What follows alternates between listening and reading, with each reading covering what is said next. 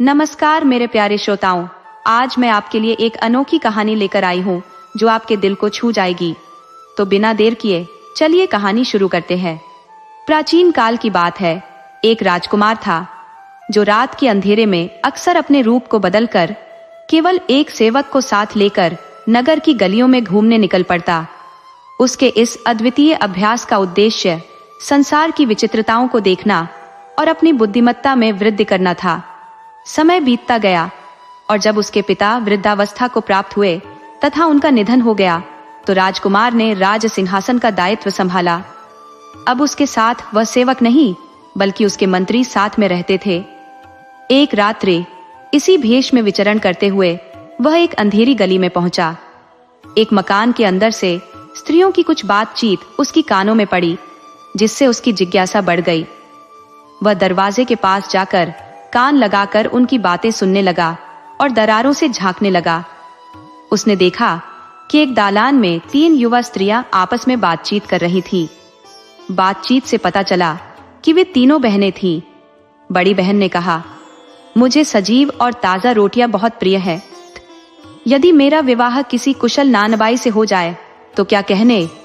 मंझली बहन ने कहा, मैं विभिन्न प्रकार के स्वादिष्ट व्यंजनों की प्रेमी हूँ। यदि मेरी शादी राजमहल के रसोइये से हो जाए तो मेरा जीवन सार्थक हो जाए। सबसे छोटी बहन चुपचाप यह सब सुन रही थी। उसकी बड़ी बहनों ने उससे भी उसकी इच्छा पूछी। तब उसने धीमे स्वर में कहा, मेरा हृदय सामान्य इच्छाओं से परे है। मैं चाहती हूँ कि मेरी शादी स्वयं महाराज से हो। मैं तो यहाँ तक चाहती हूँ कि मेरे एक पुत्र हो जिसकी एक आंख सोने की तरह चमके और दूसरी आंख चांदी के समान हो। जब वह रोए तो उसकी आंखों से मोती गिरे और जब हंसे तो उसके होंठों पर फूलों की कलियां खिलती प्रतीत हो। यह सुनकर उसकी बड़ी बहन हंसी और व्यंग्य करते हुए बोली, तू तो हमेशा असंभव सी बातें करती है, मानो कोई पागल हो। राजा यह सब सुनकर विचार मग्न हो गया। बादशाह उन तीनों बहनों की बातचीत से अत्यंत आश्चर्यचकित हो उठा। उसने अपने मंत्री को आदेश दिया कि उस घर को अच्छे से पहचान ले और अगले दिन सुबह उन तीनों बहनों को दरबार में हाजिर किया जाए। मंत्री ने राजा की आज्ञा का पालन करते हुए तीनों बहनों को दरबार में प्रस्तुत किया। जब बादशाह ने देखा तो पाया कि सबसे छोटी बहन अपनी अन्य बहनों से अधिक सुंदर थी। साथ ही उसके भीतर एक विशिष्ट बुद्धिमत्ता भी झलकती थी। उसे देखकर बादशाह मंत्रमुग्ध हो गया। फिर बादशाह ने उनसे कहा, कल रात जब तुम अपने आंगन में बैठी थी तब तुम लोग किस विषय पर बात कर रही थी? वही बातें मुझे ठीक ठीक बताओ, बिना किसी झूठ के। ध्यान रहे, मैंने स्वयं उन बातों को सुना है। यदि कुछ गलत कहा तो मुझे तुरंत पता चल जाएगा। ये सुनकर तीनों बहनें सिर झुकाकर चुपचाप बैठी रहीं। लज्जा और संकोच के कारण उनकी वाणी जैसे बंद हो गई थी। पूछने पर उन्होंने कहा कि उन्हें कुछ याद नहीं है कि उन्होंने क्या कहा था। बादशाह ने उन्हें सांत्वना देते हुए कहा, डरो मत, तुम लोगों ने कोई गलत बात नहीं की थी। मैं केवल तुम्हारी बातें फिर से सुनना चाहता हूँ। तुम लोग जो भी कह रही थी उसे बिना किसी बदलाव के मुझे बता दो। चिंता मत करो, मैं तुम्हारी आवश्यकताएं पूरी करने का प्रयास करूंगा। अंततः मजबूर होकर तीनों बहनों ने एक एक करके अपनी बातें बताईं जो वे पिछली रात कर रही थी। उनकी बातें सुनकर बादशाह मुस्कुरा उठा। फिर उसने अपने नानबाई और बावर्ची को बुलाया। बड़ी बहन के लिए नानबाई और मछली बहन के लिए बावर्ची का इंतजाम किया और आदेश दिया कि इन दोनों को उत्तम भोजन परोसा जाए। उसने अपने मंत्री को निर्देश दिया कि तत्काल काजी और गवाहों को बुलाकर निकाह की प्रक्रिया संपन्न कराई जाए। साथ ही छोटी के लिए उसने कहा कि उसकी इच्छा थी कि विवाह वह स्वयं करे और यह विवाह पूरी शाही शान और शौकत के साथ होना चाहिए, मानो किसी राजकुमारी का विवाह हो रहा हो। उसके आदेश के बाद विवाह की तैयारियां शुरू कर दी गई। राज दरबार में वह जोशो खरोश के साथ उपस्थित हुआ। छोटी बहन के विवाह की तैयारियां बड़े उत्साह से होने लगी, जबकि मंझली बहन की शादी भी एक रस्म के तहत उसके भाई और बावर्ची के साथ संपन्न हुई। कुछ दिन बाद छोटी का विवाह पूरे धूमधाम के साथ बादशाह के साथ हुआ और उसे शाही जनाने खाने में ले जाया गया। दोनों बहनों के मन में एक खामोश ईर्ष्या उठी। वे मन ही मन सोचा करती कि छोटी ने तो केवल एक बात कही और उसे राजमहल का अधिकार मिल गया, जबकि वे खुद मानो महल की एक साधारण सेविका बनकर रह गई। एक दिन बड़ी ने मंजली से कहा, यह छोटी आखिर कौन सी अनोखी है जो उसे बादशाह ने मल्लिका बना लिया? मंजली ने भी अपनी व्यथा प्रकट की। बुरा तो मुझे भी लग रहा है, आखिर बादशाह ने उसमें ऐसा क्या देखा? वे आपस में चर्चा करती, कहते कि कहीं ऐसा तो नहीं कि बादशाह ने कोई भ्रम पाल लिया हो। दोनों ने सलाह की कि छोटी को किसी भी प्रकार से बादशाह की नजरों में गिरा देना चाहिए ताकि उनके मन को थोड़ी शांति मिल सके, लेकिन वे फिर भी इस योजना को लेकर अनिश्चित बनी रही। जब भी ये दोनों छोटी से मिलने जाती तो वह अपनी बहनों को मान सम्मान से सम्मानित करती और उनके प्रति अपनापन दर्शाती, जैसे वह उनके लिए हमेशा अपने दिल में एक कोमल स्थान रखती हो। फिर दोनों ने गहराई से विचार किया कि सिर्फ छलांग लगाने और एक दूसरे को ढांढस बंधाने से काम नहीं चलेगा। किसी तरह उसे हटाया जाए या बादशाह की नजरों में उसकी प्रतिष्ठा को गिरा दिया जाए, तभी शायद उन्हें संतोष मिले। फिर भी उनकी समझ में यह स्पष्ट नहीं हो पा रहा था कि इसके लिए कौन सा उपाय प्रभावी हो सकता है, लेकिन यह सही राह नहीं थी। जब भी वे दोनों अपनी छोटी बहन से मिलने जाती, वह उनकी स्थिति का सम्मान करते हुए हर बार स्नेह से उनका स्वागत करती और बहनों की गरिमा बनाए रखती। उसने कभी भी ऐसा नहीं होने दिया कि उन्हें छोटा महसूस हो। वह दोनों बहनों से अपार स्नेह करती थी। सभी जानते थे कि वे दोनों नौकरों की पत्नियां हैं और उसकी बहन रानी है। साथ ही बादशाह भी इस तथ्य से अवगत था। आखिर क्यों कोई अपने सेवकों की पत्नियों को अपनत्व के साथ मिलना चाहेगा? महीनों बाद रानी को गर्भवती होने का आभास हुआ। यह सुनकर बादशाह की प्रसन्नता का ठिकाना न रहा। अब दोनों बहनों ने अपनी छोटी बहन से कहा कि उन्हें यह जानकर बहुत हर्ष हुआ है कि वह मातृत्व की राह पर है और वे चाहती हैं कि उसकी प्रसूति के समय से लेकर 40 दिन तक उसकी देखभाल वे दोनों करें। मल्लिका ने कहा, इससे बढ़कर और क्या हो सकता है? तुम दोनों तो मेरी ममता की प्रतिमूर्ति बहनें हो, तुमसे अधिक भला मेरी देखभाल कौन करेगा? उसने उन्हें सुझाव दिया कि वे अपने पतियों से आवेदन करवा दे ताकि बादशाह इस प्रस्ताव को स्वीकृति दे सके। उन्होंने अपने पतियों के माध्यम से बादशाह से आवेदन प्रस्तुत किया और बादशाह ने अपनी मल्लिका से सलाह ली। मल्लिका ने खुशी खुशी सहमति दे दी, क्योंकि वह पहले ही उनके दिल की भावना समझ चुकी थी। बादशाह ने अंततः ये कहा, मेरे विचार में यही सबसे उपयुक्त निर्णय होगा। तुम्हारी बहनें किसी भी अनजान से कहीं अधिक भरोसेमंद हैं। वे तुम्हारी देखभाल निष्ठापूर्वक करेंगी। इस बात पर सहमति देने के बाद बादशाह ने दोनों बहनों को रानी की देखभाल के लिए प्रसूति के समय महल में रहने की अनुमति दे दी। अब वे दोनों महल में रहने लगी और उन्हें अपनी दुष्ट योजनाओं को अंजाम देने का पूर्ण अवसर मिल गया। जब रानी का प्रसव का समय आया तो दोनों बहनों ने चालाकी से सभी दासियों को वहां से हटा दिया।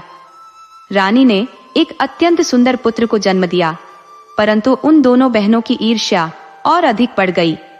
उन्होंने चुपके से उस नवजात को महल से बाहर भेज दिया और उसकी जगह एक मृत पिल्ला रख दिया। बच्चे को एक कंबल में लपेटकर एक पिटारी में बंदकर वे उसे नहर में बहा आई और महल में लौटकर दासियों को दिखाया कि रानी ने एक मरा हुआ पिल्ला जन्मा है। जब यह बात बादशाह के कानों तक पहुंची तो उसका क्रोध भड़क उठा। वह कहने लगा, ऐसी रानी का क्या किया जाए जिसने मरा हुआ पिल्ला जना है? इसे तो मरवा देना ही उचित होगा। संयोग से उस समय मंत्री भी वहां उपस्थित था। उसने समझा बुझाकर बादशाह को शांत किया और रानी के प्रति क्रोध को नियंत्रित किया। वहीं दूसरी ओर जिस नहर में टोकरी बहाई गई थी वह बाघों के दरोगा के अधिकार क्षेत्र में थी। दरोगा ने टोकरी को बहते हुए देखा और उसे बाहर निकलवाने के लिए अपने एक माली से कहा। क्योंकि नहर में अनचाही वस्तुएं नहीं आनी चाहिए थी, टोकरी के अंदर एक अत्यंत सुंदर बालक को देखकर दरोगा आश्चर्यचकित रह गया। उसने अधिक सोच विचार न करते हुए उसे अपने पास रख लिया, क्योंकि उसकी अपनी कोई संतान नहीं थी। दरोगा और उसकी पत्नी ने बच्चे को भगवान की देन मानते हुए उसे अपना लिया और उसकी परवरिश करने लगे। अगले वर्ष रानी ने पुनः एक और पुत्र को जन्म दिया। इस बार भी उन दोनों बहनों ने वैसा ही षड्यंत्र रचा और बच्चे को बाहर ले जाकर नहर में बहा दिया।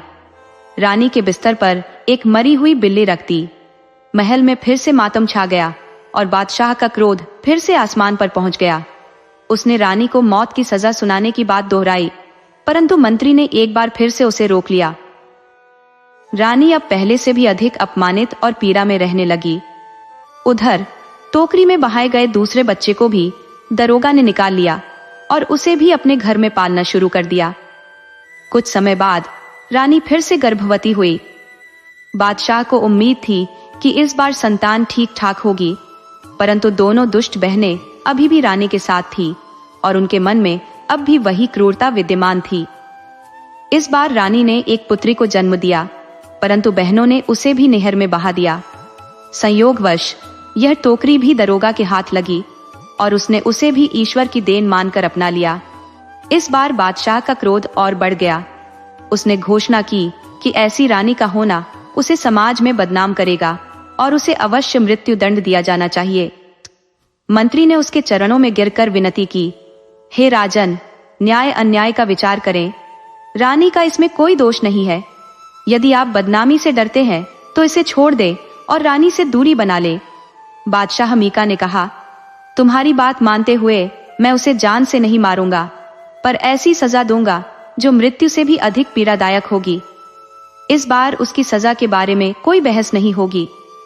फिर बादशाह ने महल के शिल्पकार को बुलाया और आदेश दिया कि जामा मस्जिद के ठीक सामने एक कैद खाना तैयार किया जाए, जिसका द्वार हमेशा खुला रहे।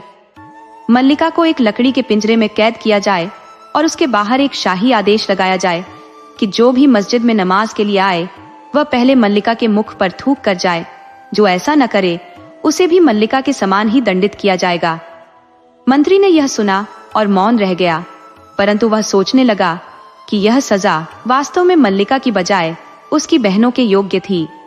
बादशाह के आदेश के अनुसार कैद खाना और पिंजरा तैयार किया गया और मल्लिका को उसमें कैद कर दिया गया। प्रतिदिन सैकड़ों नगरवासी नमाज पढ़ने के लिए मस्जिद में आते और मल्लिका के मुख पर थूक कर जाते। उन्हें इस क्रूरता से पीड़ा होती, लेकिन बादशाह का हुक्म और दंड का भय उन पर भारी था। बेचारी मल्लिका इस अपमान को ईश्वरीय इच्छा मानकर सहन कर रही थी। उधर मल्लिका के पुत्रों और पुत्री, जिनके जन्म से ही उन्हें अलग कर दिया गया था, को बाघों का दरोगा और उसकी पत्नी बड़े स्नेह और देखभाल के साथ पाल पोस रहे थे। इन बच्चों की सरलता और खेल कूद से उन्हें अनंत प्रसन्नता मिलती। जब बच्चे बड़े हुए तो दरोगा ने बड़े बेटे का नाम बहमन, छोटे बेटे का नाम परवेज और बेटी का नाम परिजाद रखा। जब तीनों बच्चे और बड़े हो गए तो दरोगा ने उनकी शिक्षा के लिए योग्य गुरुओं और विभिन्न कलाओं में पारंगत शिक्षकों को नियुक्त किया। तीनों की बुद्धि इतनी तेज थी कि वे अपने शिक्षकों को शीघ्र ही प्रभावित करने लगे। उन्होंने काव्य, इतिहास, गणित और सभी प्रचलित भाषाओं का गहन अध्ययन किया और विभिन्न विद्याओं में कुशलता प्राप्त की। तीनों ने केवल पढ़ाई ही नहीं, बल्कि घुड़सवारी, धनुष विद्या और शस्त्र संचालन जैसे युद्ध कौशल में भी महारत हासिल कर ली। शीघ्र ही इन कलाओं में भी वे निपुण हो गए। परिजाद ने गायन और वादन कला में भी अपनी दक्षता सिद्ध की। दरोगा को भीतर ही भीतर आभास होने लगा कि ये बच्चे शाही परिवार में जन्मे होंगे। अब उनका विश्वास अडिग हो गया था। उसे अपने पुराने छोटे से घर को उनके निवास के लिए अनुपयुक्त समझते हुए उसने शहर की परिधि पर स्थित जंगल के समीप एक भव्य महल का निर्माण आरंभ किया। दारोगा ने इस महल को अपनी निगरानी में तैयार करवाया और जैसे ही महल पूर्ण हुआ, उसकी दीवारों पर श्रेष्ठ कला और कुशल कलाकारों द्वारा बनाए गए विशाल और अद्भुत चित्र सजाए गए। हर ओर बेशकीमती सामग्रियों से सुसज्जित यह महल नयनाभिराम दृश्य प्रस्तुत करता था। महल के पास ही एक मनोरम पुष्प उद्यान का भी निर्माण करवाया गया ताकि लोग यहाँ आकर मन बहला सके।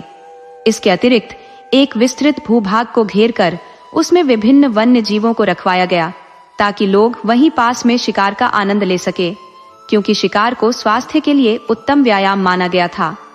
महल पूर्ण होने पर दारोगा ने बादशाही से निवेदन किया, मैंने जंगल के निकट एक नया महल तैयार करवाया है।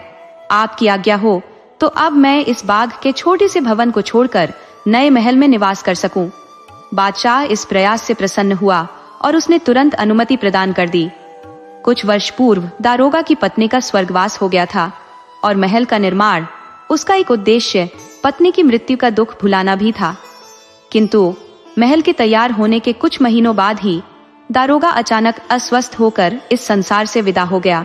उसने पर्याप्त संपत्ति छोड़ी थी जिससे उन तीनों के जीवन यापन की कोई चिंता नहीं थी, परंतु उसकी अकस्मात मृत्यु ने तीनों बहनों और भाइयों को गहरा आघात पहुंचाया। अपने अंतिम समय में उसने केवल यह कहा था कि वे आपस में प्रेम और मेलजोल से रहे। उसके देहांत पर उनका विधिपूर्वक अंतिम संस्कार करके तीनों भाई बहन आपस में मिलजुल कर रहने लगे। दोनों भाइयों को राज दरबार में प्रतिष्ठित पद भी प्राप्त हो गया। फिर भी उनकी बादशाह से भेंट दुर्लभ ही हो पाती थी। एक दिन दोनों राजकुमार किसी कारणवश महल से बाहर गए हुए थे। परिजात महल में अकेली थी और केवल 2-1 दासियां उसके साथ थी। तभी एक वृद्ध धर्मनिष्ठ महिला वहां आई और परिजात से आग्रह किया, बेटी, नमाज का समय है, यदि अनुमति दो तो क्या मैं भीतर आकर नमाज अदा कर सकती हूँ? परिजात ने बिना देर किए उसे अनुमति दे दी। जब बुढ़िया ने अपनी नमाज पूरी कर ली तो परिजात के संकेत पर दासियों ने उसे पूरा महल दिखाया। यह दृश्य देख बुढ़िया अत्यंत प्रसन्न हो उठी और बोली, निस्संदेह जिसने यह महल निर्मित किया है वह अपने कार्य में अद्वितीय था। महल देखने के पश्चात दासियां उसे परिजात के पास ले आईं।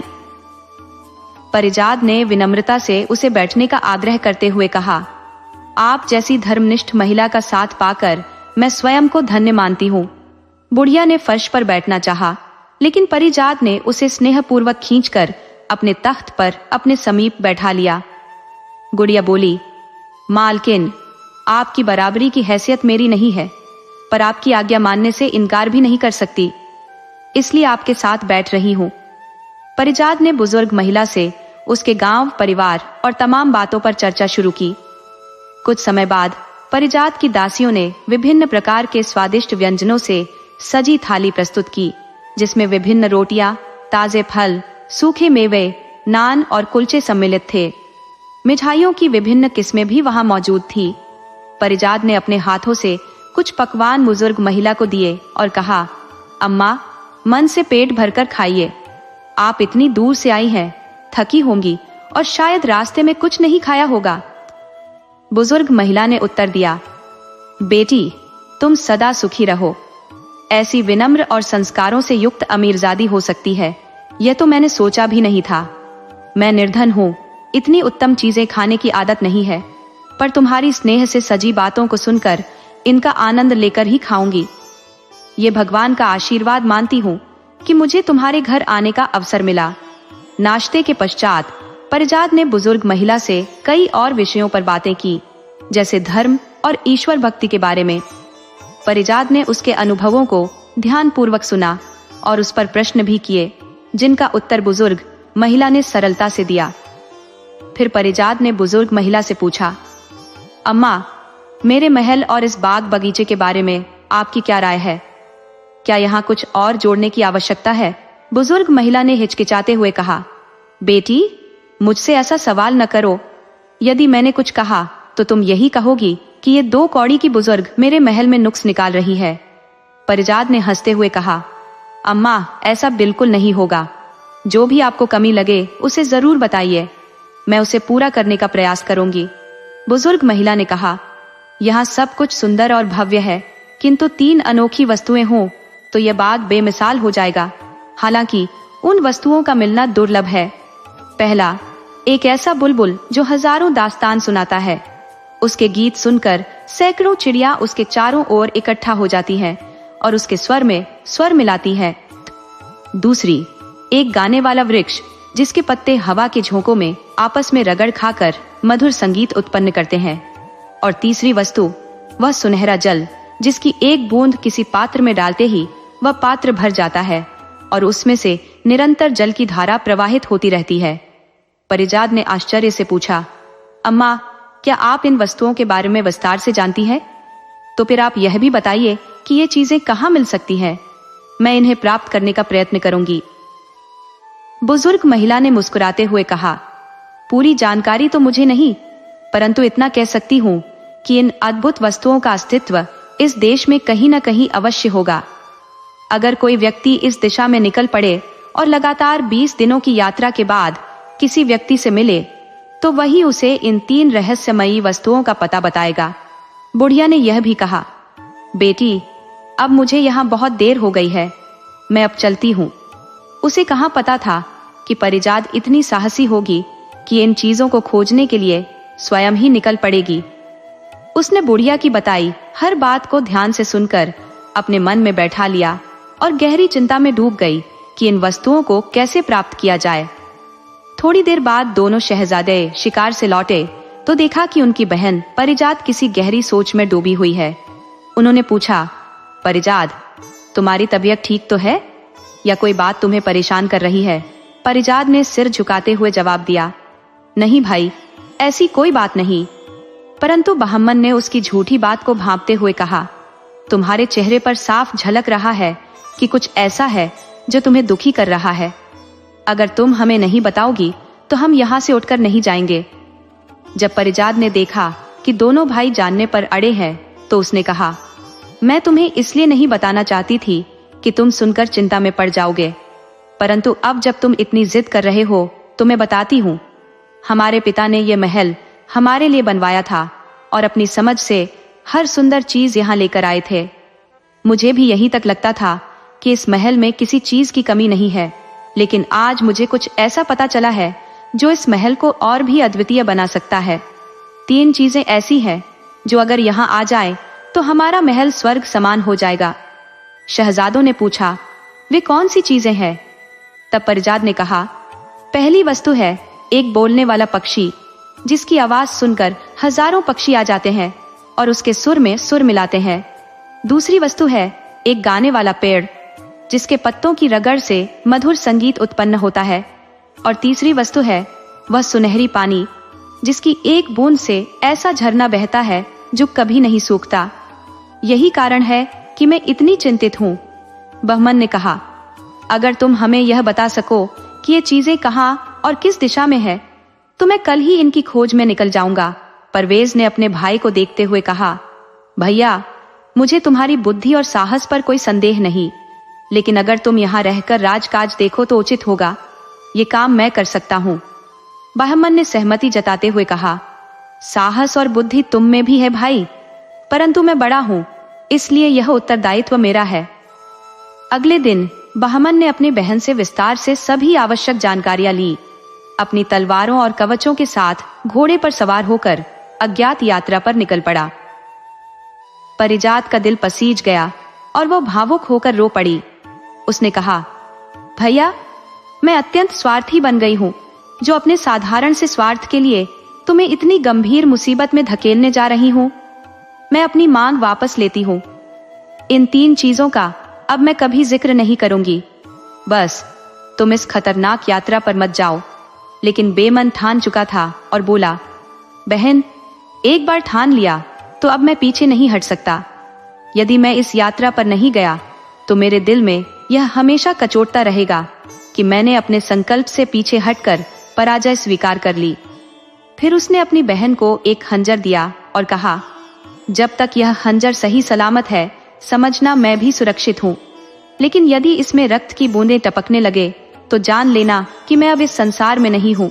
यह सुनकर परवेज और परिजात भयभीत हो गए और दोनों ने उसे रोकने की बहुत कोशिश की, मगर बेमन उनकी बात नहीं मानी और घोड़े को तेजी से दौड़ाते हुए सीधे मार्ग पर निकल पड़ा। पूरे 20 दिन की यात्रा के बाद वह सोचने लगा कि आगे जाना ठीक होगा या नहीं। तभी एक विचित्र दृश्य ने उसका ध्यान खींचा। एक घने वृक्ष के नीचे एक झोपड़ी सी थी जिसके बाहर एक बूढ़ा तपस्वी बैठा था। उसके बाल सफेद बर्फ जैसे और उसकी दाढ़ी मूछे तथा सिर के बाल इतने लंबे थे कि उसका पूरा शरीर मानो बालों में लिपटा हो। उसके हाथों और पैरों के नाखून इतने बड़े हो गए थे कि वे पत्थर की शिलाओं जैसे दिख रहे थे। उसके सिर पर एक लंबी टोपी थी और उसने शरीर को किसी पुरानी चादर से ढक रखा था। बेमन यह देखकर समझ गया कि यह कोई तपस्वी सिद्ध है जो कठिन और निर्जन स्थान पर एकांत में तपस्या कर रहा है। यह सोचकर कि यह तपस्वी ही उसे आगे के मार्ग की जानकारी दे सकता है, बेमन ने घोड़े से उतरकर उस वृद्ध तपस्वी को प्रणाम किया। तपस्वी ने कुछ शब्द कहे, लेकिन उसकी आवाज घनी दाढ़ी मूंछों के कारण अस्पष्ट और मध्यम थी। बेमन ने अपना घोड़ा एक पेड़ से बांधा और तपस्वी के पास आकर उसके चेहरे के पास से बाल हटाने के लिए अपनी जेब से एक छोटी कैंची निकाली। उसने निवेदन करते हुए कहा, हे तपस्वी पिता, आपकी बात मेरी समझ में नहीं आई। कृपया अपना आशीर्वाद दीजिए और मुझे इस अनोखी यात्रा का मार्ग बताइए। अगर आपकी इजाजत हो तो मैं आपकी भौहों और मूंछों को थोड़ा ठीक कर दूं। इनकी वजह से आपका चेहरा किसी रीछ जैसा प्रतीत होता है। तपस्वी ने कहा। बहमन ने सहमति दे दी और तपस्वी ने उसकी भौहों और मूंछों को सावधानी पूर्वक संवार दिया। उसके बाद बहमन ने तपस्वी से कहा, तपस्वी पिता, अगर मेरे पास दर्पण होता तो मैं आपको दिखाता कि इस संवारने के बाद आपकी शक्ल न सिर्फ किसी मरीज से बेहतर बल्कि कहीं अधिक नवयुवक जैसी हो गई है। तपस्वी ने यह सुनकर हल्की मुस्कान बिखेरी और बोला, बेटा, तुमने इतनी सेवा की है तो बताओ, इतनी लंबी यात्रा करके तुम यहाँ क्यों आए हो? मैं तुम्हारे उद्देश्य में सहयोग करने की हर संभव कोशिश करूंगा। बहमन ने आदरपूर्वक कहा। तपस्वी जी, मैं यहाँ बहुत दूर से आया हूँ, उन अद्वितीय वस्तुओं, बुलबुल ए हजार दास्तां, गाने वाला पेड़ और सुनहरे पानी की तलाश में। कृपया मुझे बताएं कि वे चीजें कहाँ मिल सकती हैं। तपस्वी ने उसकी बात सुनकर सिर झुका लिया और गहरी सोच में पड़ गया। कुछ देर बाद भी जब तपस्वी मौन ही रहा तो बहमन ने कहा, तपस्वी पिता, आपने चुप्पी क्यों साध ली? अगर आपको इनके बारे में कुछ मालूम नहीं तो कह दीजिए, मैं किसी और से पूछ लूंगा। तपस्वी ने गंभीर स्वर में उत्तर दिया, मुझे उनके बारे में पता है पुत्र, पर मैं तुम्हें यह जानकारी नहीं देना चाहता क्योंकि तुम्हारी सेवा के बदले तुम्हें संकट में नहीं डालना चाहता। बहमन ने दृढ़ता से कहा, यह कैसी बात हुई? मुझे अपने कार्य में पूरा यकीन है, चाहे जितनी भी कठिनाई क्यों ना आए। तपस्वी ने चेतावनी देते हुए कहा, जहां ये वस्तुएं हैं वहां तक पहुंचने का मार्ग अत्यंत दुर्गम है। बहुत से साहसी लोग वहां जाने की राह पूछकर निकल चुके हैं, परंतु कोई भी वापस नहीं आया। इसलिए मैं तुम्हें सलाह देता हूं कि वापस लौट जाओ। बहमन ने अपनी जिद में कहा, मैं इतनी दूर हार मानने के लिए नहीं आया हूं। मैं इस उद्देश्य को लेकर यहां आया हूं और इसे पूरा करके ही लौटूंगा, चाहे मेरी जान ही क्यों न चली जाए। मेरे साहस पर भरोसा रखिए, मुझे केवल रास्ता दिखा दीजिए, आगे की जिम्मेदारी मेरी होगी। तपस्वी ने उसे कई बार समझाने का प्रयास किया, लेकिन जब देखा कि बहमन किसी भी तरह अपनी जिद छोड़ने को तैयार नहीं है तो उसने गहरी सांस ली और आखिरकार उसे दिशा निर्देश देने का मन बना लिया। सन्यासी ने गहरी सांस लेते हुए कहा, तुम्हारी हट को देखकर मैं समझ गया हूं कि यह निर्णय टलने वाला नहीं। उसने झोले से एक गेंद निकाली और कहा, तुम्हें जीवन का मलाल है, फिर भी तुमने यदि यह जिद ठान ली है तो आगे का रास्ता तुम खुद ही तय करो।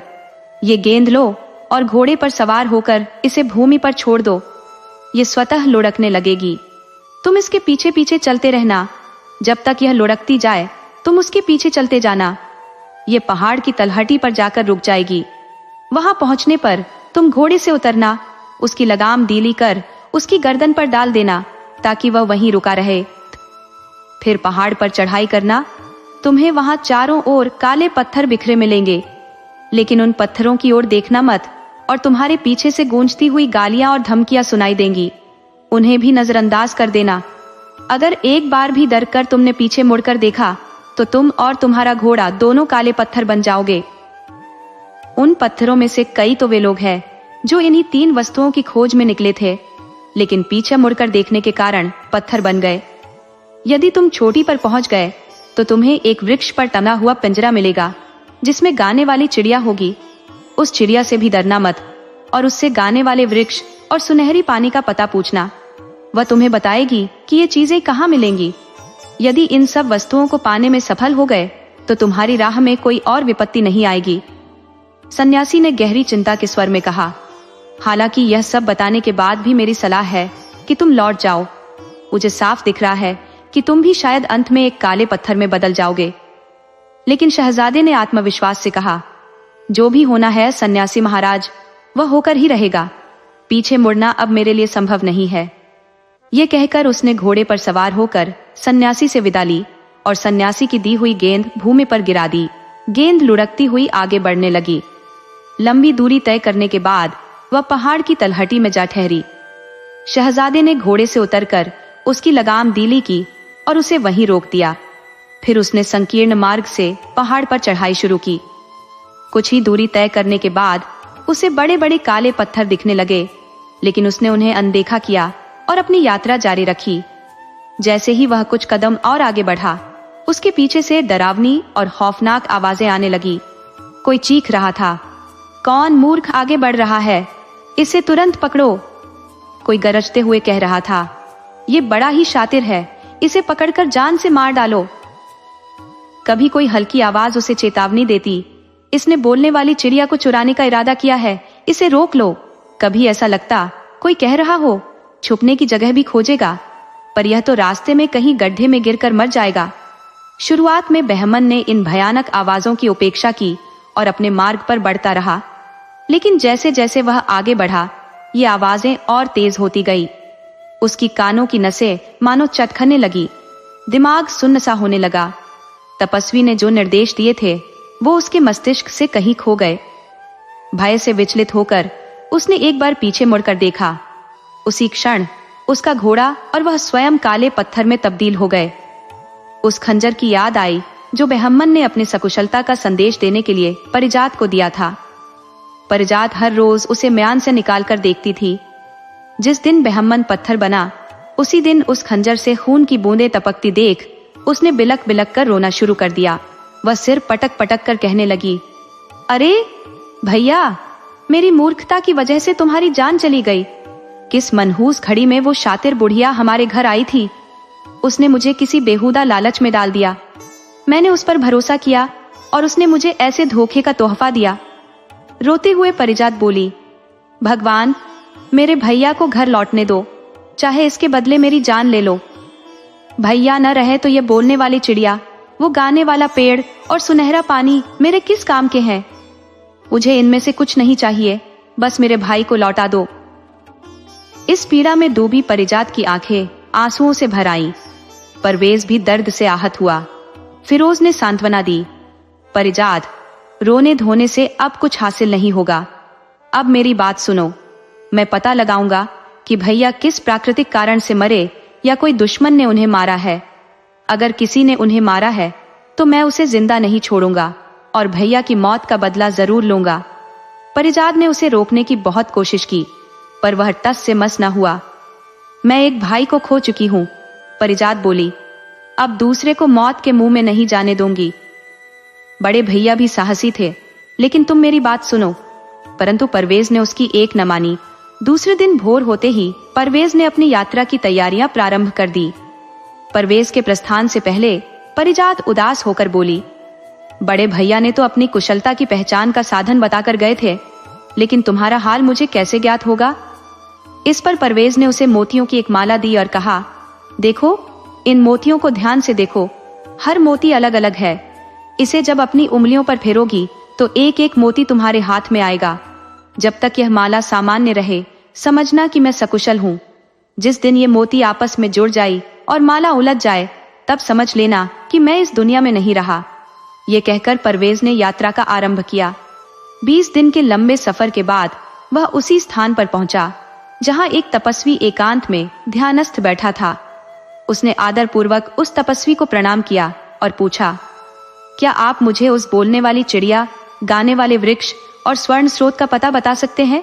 तपस्वी ने गंभीरता से कहा, बेटा, वह राह अत्यधिक खतरनाक है। मैं तुम्हें यही सुझाव दूंगा कि इस मार्ग पर न जाओ और यहीं से लौट जाओ। जितने भी लोग इस यात्रा पर गए हैं, उनमें से कोई भी अब तक लौट नहीं पाया।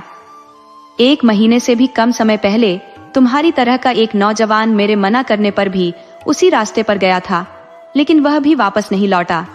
परवेज ने दृढ़ स्वर में कहा, वह मेरा बड़ा भाई था और मुझे यह ज्ञात है कि वह अब इस संसार में नहीं है, लेकिन मैं यह नहीं जानता कि उसकी मृत्यु का कारण क्या था। क्या वह किसी प्राकृतिक आपदा में फंस गया या किसी शत्रु ने उसे मार डाला? तपस्वी ने उसकी बात पर गहरी दृष्टि डालते हुए कहा, मैं तुम्हें बताता हूं। बहुत से लोग मेरी चेतावनी की अनसुनी कर उस राह पर चले गए और अंततः काले पत्थर बनकर वहीं अचल रह गए। तुम्हारे भाई का भी यही हश्र हुआ। मेरी सलाह मानो और लौट जाओ, अन्यथा तुम भी उन्हीं पत्थरों का हिस्सा बन जाओगे। परवेज ने धीरता से कहा, आपका आभार व्यक्त करता हूँ कि आप मेरे शुभ चिंतक हैं, परंतु मैं अपनी यात्रा में बहुत आगे बढ़ चुका हूँ और अब पीछे लौटना संभव नहीं है।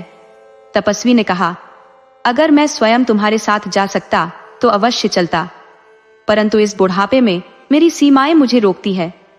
फिर भी तुम हट करते हो तो ये गेंद ले लो, इसे जमीन पर रखना, ये तुम्हें मार्गदर्शन देगी और तुम्हें अपने लक्ष्य तक पहुंचाएगी। परवेज ने तपस्वी के प्रति सम्मान व्यक्त करते हुए उसकी दी हुई गेंद को हाथ में लिया और अपने घोड़े पर सवार होकर यात्रा पर निकल पड़ा। गेंद स्वयं उसे दिशा दिखाती जा रही थी और कुछ समय बाद एक ऊंचे पर्वत की तलहटी में जाकर वह रुक गई। परवेज ने घोड़े को वहीं छोड़कर पहाड़ की ऊंचाई की ओर कदम बढ़ाए।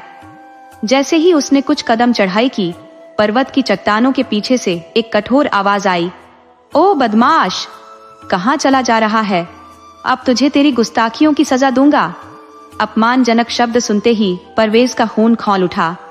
उसने तपस्वी की चेतावनियों को भूलकर तुरंत अपनी तलवार खींच ली और पलटकर देखने लगा ताकि उस अपमान करने वाले को सबक सिखा सके।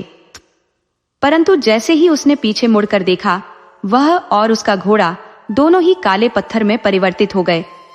परवेज के प्रस्थान के बाद परिजाद निरंतर चिंताओं में घिरी रहती थी। वह बहमन के दिए हुए खंजर को तो यदा कदा देखती थी, परंतु परवेज द्वारा दी हुई माला को उसने सदा अपने गले में धारण कर रखा था। वह बार बार माला के मोतियों पर अपनी उंगलियां फिराकर उसकी स्थिति देखती रहती थी। जैसे ही परवेज पत्थर की शिला में बदल गया, कुछ ही देर बाद परिजत को उसकी मृत्यु का आभास हो गया, क्योंकि माला के मोती एक दूसरे से चिपक गए थे और उसे फेरना असंभव हो गया। परिजात इस दुखद समाचार से क्षणिक रूप से मूर्छित हो गई, परंतु होश आने पर उसने यह ठान लिया कि अब दोनों भाइयों के बिना इस जीवन का कोई मूल्य नहीं। उसने भी घुड़सवारी और शस्त्र संचालन का निश्चय कर लिया ताकि अपने दोनों भाइयों के अधूरे कार्य को वह स्वयं पूर्ण कर सके। उसने अपने भीतर के साहस का परिचय दिया। मर्दाने वस्त्र धारण किए, अस्त्र शस्त्र से सुसज्जित हुई और घोड़े पर सवार होकर चल पड़ी। उसने घर के व्यवस्थापक को निर्देश दिया कि उसकी अनुपस्थिति में वे प्रबंधन का उचित देखभाल करें और कहीं कोई कमी न हो। 20 दिनों तक घोड़े पर यात्रा करने के पश्चात वह उस तपस्वी महात्मा के समीप पहुंची। आदर पूर्वक प्रणाम कर उसने निवेदन किया, सिद्ध पिता, कृपया मुझे बताएं कि वह बोलने वाली चिड़िया, गाने वाला वृक्ष और स्वर्ण जल कहाँ मिल सकता है? बूढ़े महात्मा ने उसे देखा और कहा, तुम्हारे वस्त्र तो पुरुषों के से हैं, किंतु तुम्हारी स्वर और भंगिमा यह बता रही है कि तुम एक स्त्री हो। मुझे इन वस्तुओं का पता है, लेकिन तुम उन्हें क्यों खोज रही हो? परिजात ने उत्तर दिया, जब से मैंने इनके विषय में सुना है, इन्हें प्राप्त करने की प्रबल आकांक्षा ने मेरा मन भर दिया है। तपस्वी ने गंभीर स्वर में कहा, ये वस्तुएं तो संग्रहण के योग्य हैं, परंतु उन्हें प्राप्त करने का मार्ग अत्यंत ही संकटमय है। तुम एक युवती हो, तुम्हारे लिए यही उचित है कि इस इच्छा पर संयम रखो और इसे त्याग दो। कई वीर पुरुष इस मार्ग पर जाकर लौट नहीं सके, तुम्हारा घर लौटना ही श्रेयस्कर होगा। परिजात ने आत्मविश्वास से कहा, तपस्वी पिता, 20 दिन चलकर यहां तक पहुंची हूं, अब यूं ही लौटना मेरे लिए संभव नहीं है। कृपया मुझे विस्तार से उन खतरों के बारे में बताएं ताकि मैं उन्हें समझकर सामना करने की युक्ति सोच सकूं। मेरा विश्वास है कि यदि मैं सावधानी से आगे बढ़ूंगी तो किसी भी संकट का सामना कर पाऊंगी। कृपया मेरा मार्गदर्शन करें, परिजात ने कहा। तब वृद्ध तपस्वी ने वह सारी बातें बताईं जो उसने पहले बहमन और परवेज को समझाई थी। उसने कहा, जो जोखिम है वह केवल तभी तक है जब तक कोई पर्वत की चोटी तक नहीं पहुंचता। वहां तुमसे वह बातें करने वाली चिड़िया मिलेगी जो तुम्हें गाने वाले पेड़ और सुनहरे पानी के स्रोतों का रहस्य बताएगी। परंतु ध्यान रहे, चढ़ाई के दौरान तुम्हें कई अप्रिय और कठोर आवाजें सुनाई देंगी। इन आवाजों से विचलित होकर पीछे देखने वाले कई लोग काले पत्थरों में तब्दील हो गए जो तुम रास्ते में देखोगी। वे वही लोग हैं जो अपनी क्रोधाग्नि में संयम न रख सके और पीछे मुड़ते ही पत्थर बन गए।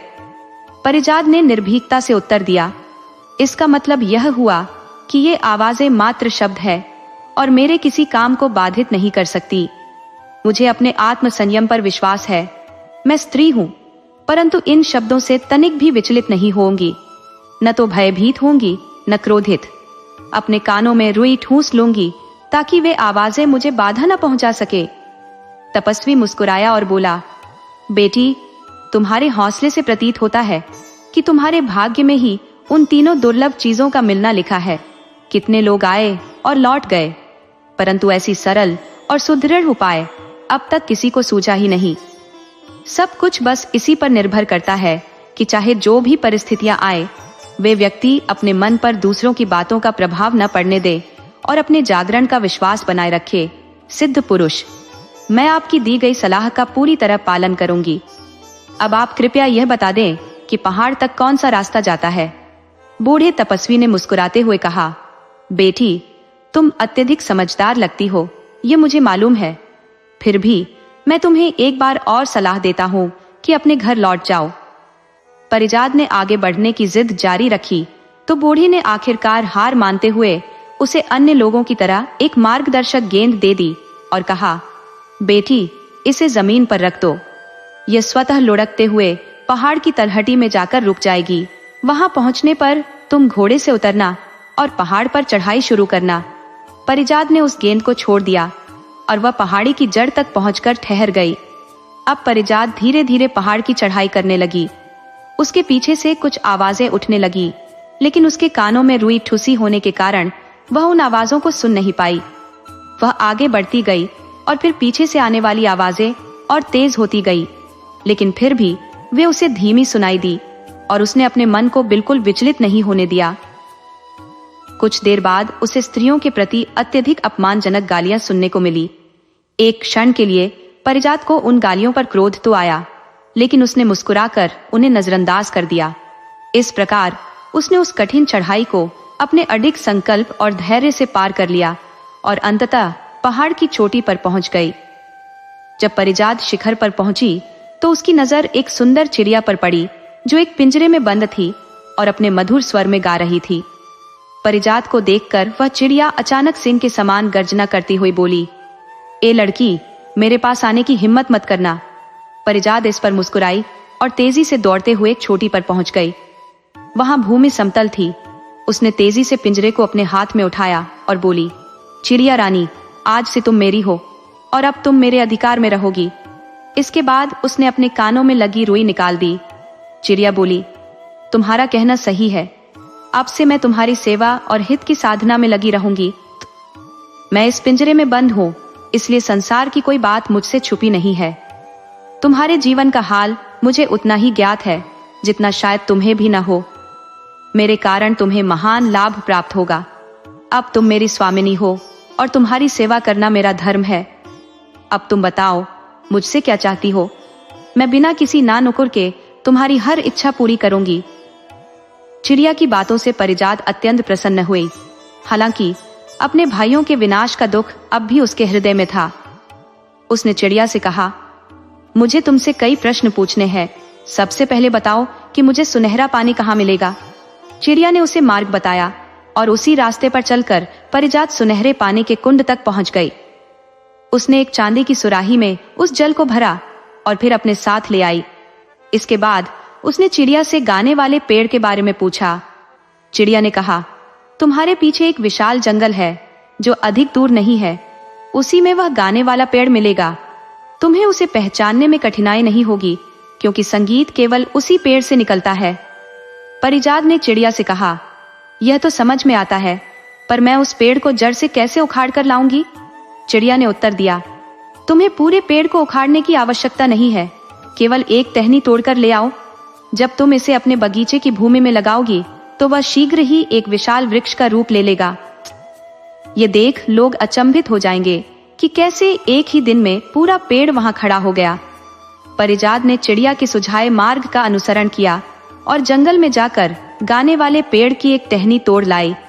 उसके मन में प्रसन्नता थी क्योंकि अब उसके पास तीनों वस्तुएं उपलब्ध थी, लेकिन उसके हृदय में अपने भाइयों का ख्याल अभी भी बना हुआ था। उसने चिड़िया से पूछा, यहाँ आने के मार्ग में मेरे दोनों भाई काले पत्थरों के रूप में पड़े हैं। क्या कोई उपाय है जिससे मैं उन्हें पुनः जीवित कर सकूं? मैं तो यह भी नहीं जानती कि उन पत्थरों में से कौन से मेरे भाई हैं। चिड़िया ने सलाह दी, सुराही में जो सुनहरा जल है उसकी एक एक बूंद सभी पत्थर खंडों पर डाल दो।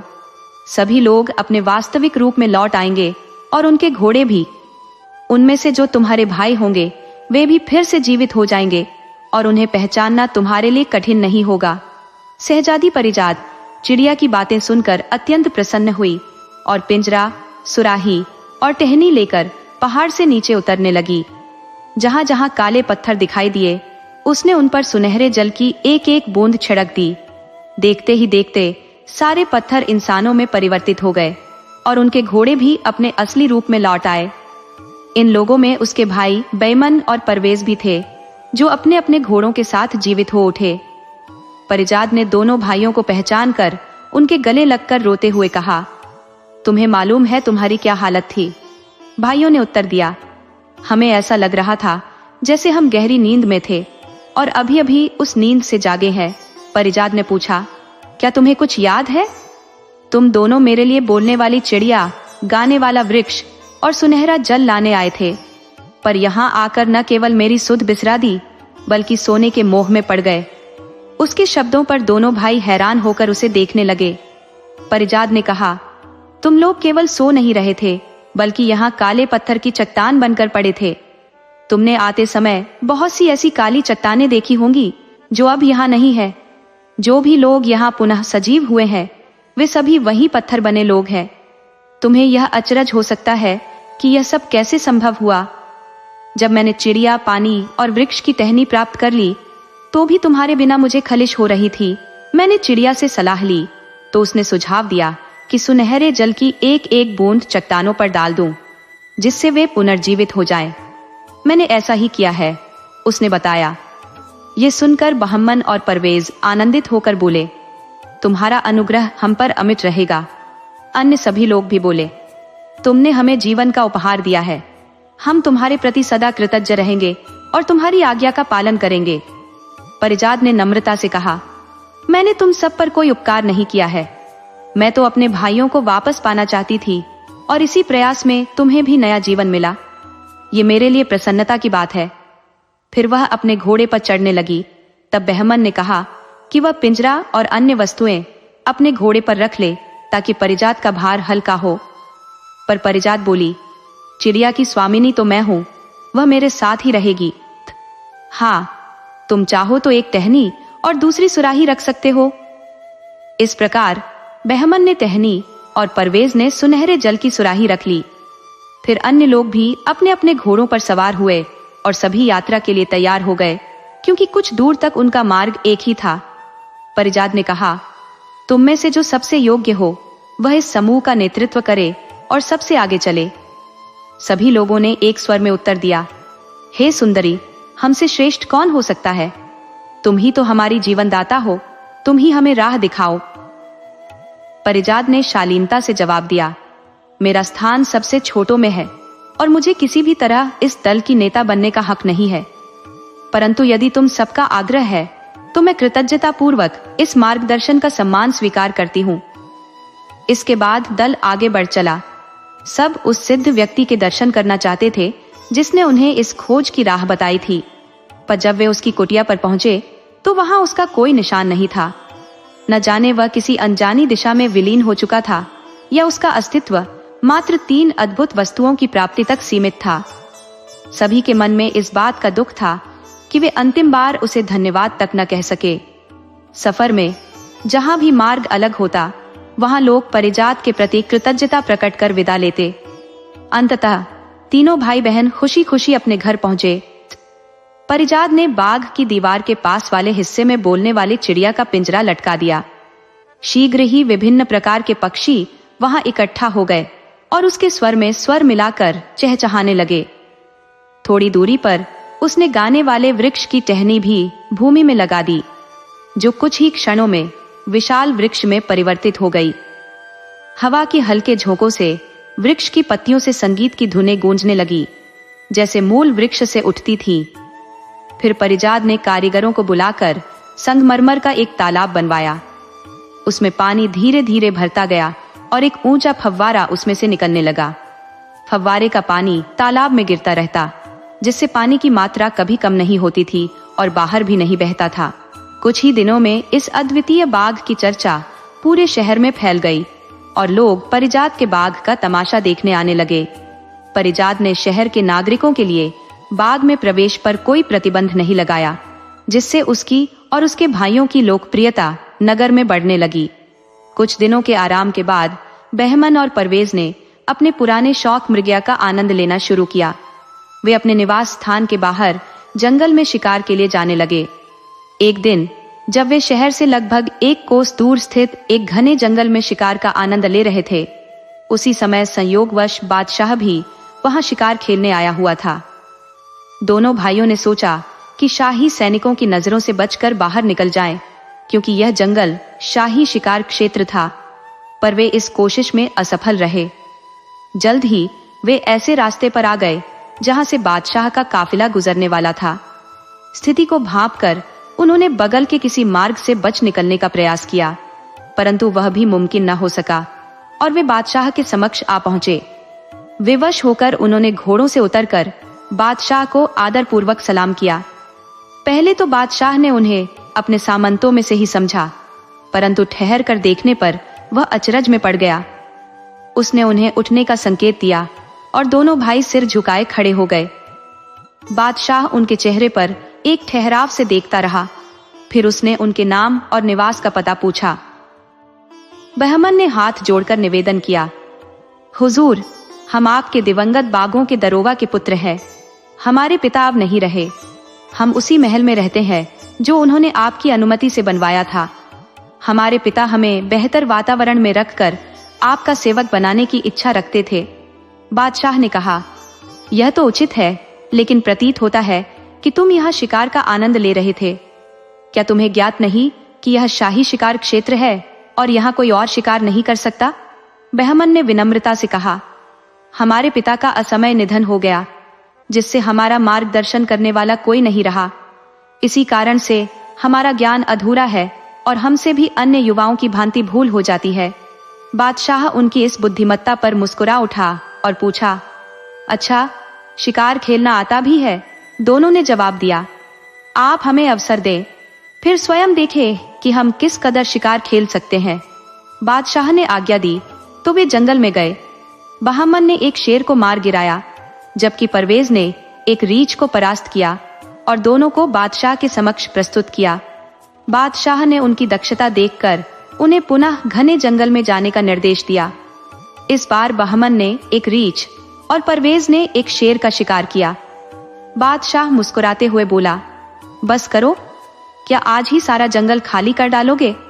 मैं तो सिर्फ यह देखना चाहता था कि तुम में कितना साहस और शौर्य है। बादशाह उनके सुसंस्कृत व्यवहार, शारीरिक सौंदर्य और वीरता से अत्यंत प्रभावित हुआ। बादशाह उनसे दूरी बनाना नहीं चाहता था। उसने आग्रहपूर्वक कहा, मैं चाहता हूं कि तुम दोनों मेरे महल चलो और साथ भोजन करो। बहमन ने विनम्रता से उत्तर दिया, महाराज, इस समय आपके साथ आना संभव नहीं है, इसके लिए क्षमा चाहते हैं। बादशाह ने आश्चर्य से पूछा, क्यों? इस पर बहमन बोला, हमारी एक बहन है और हम तीनों हर निर्णय आपसी परामर्श से लेते हैं।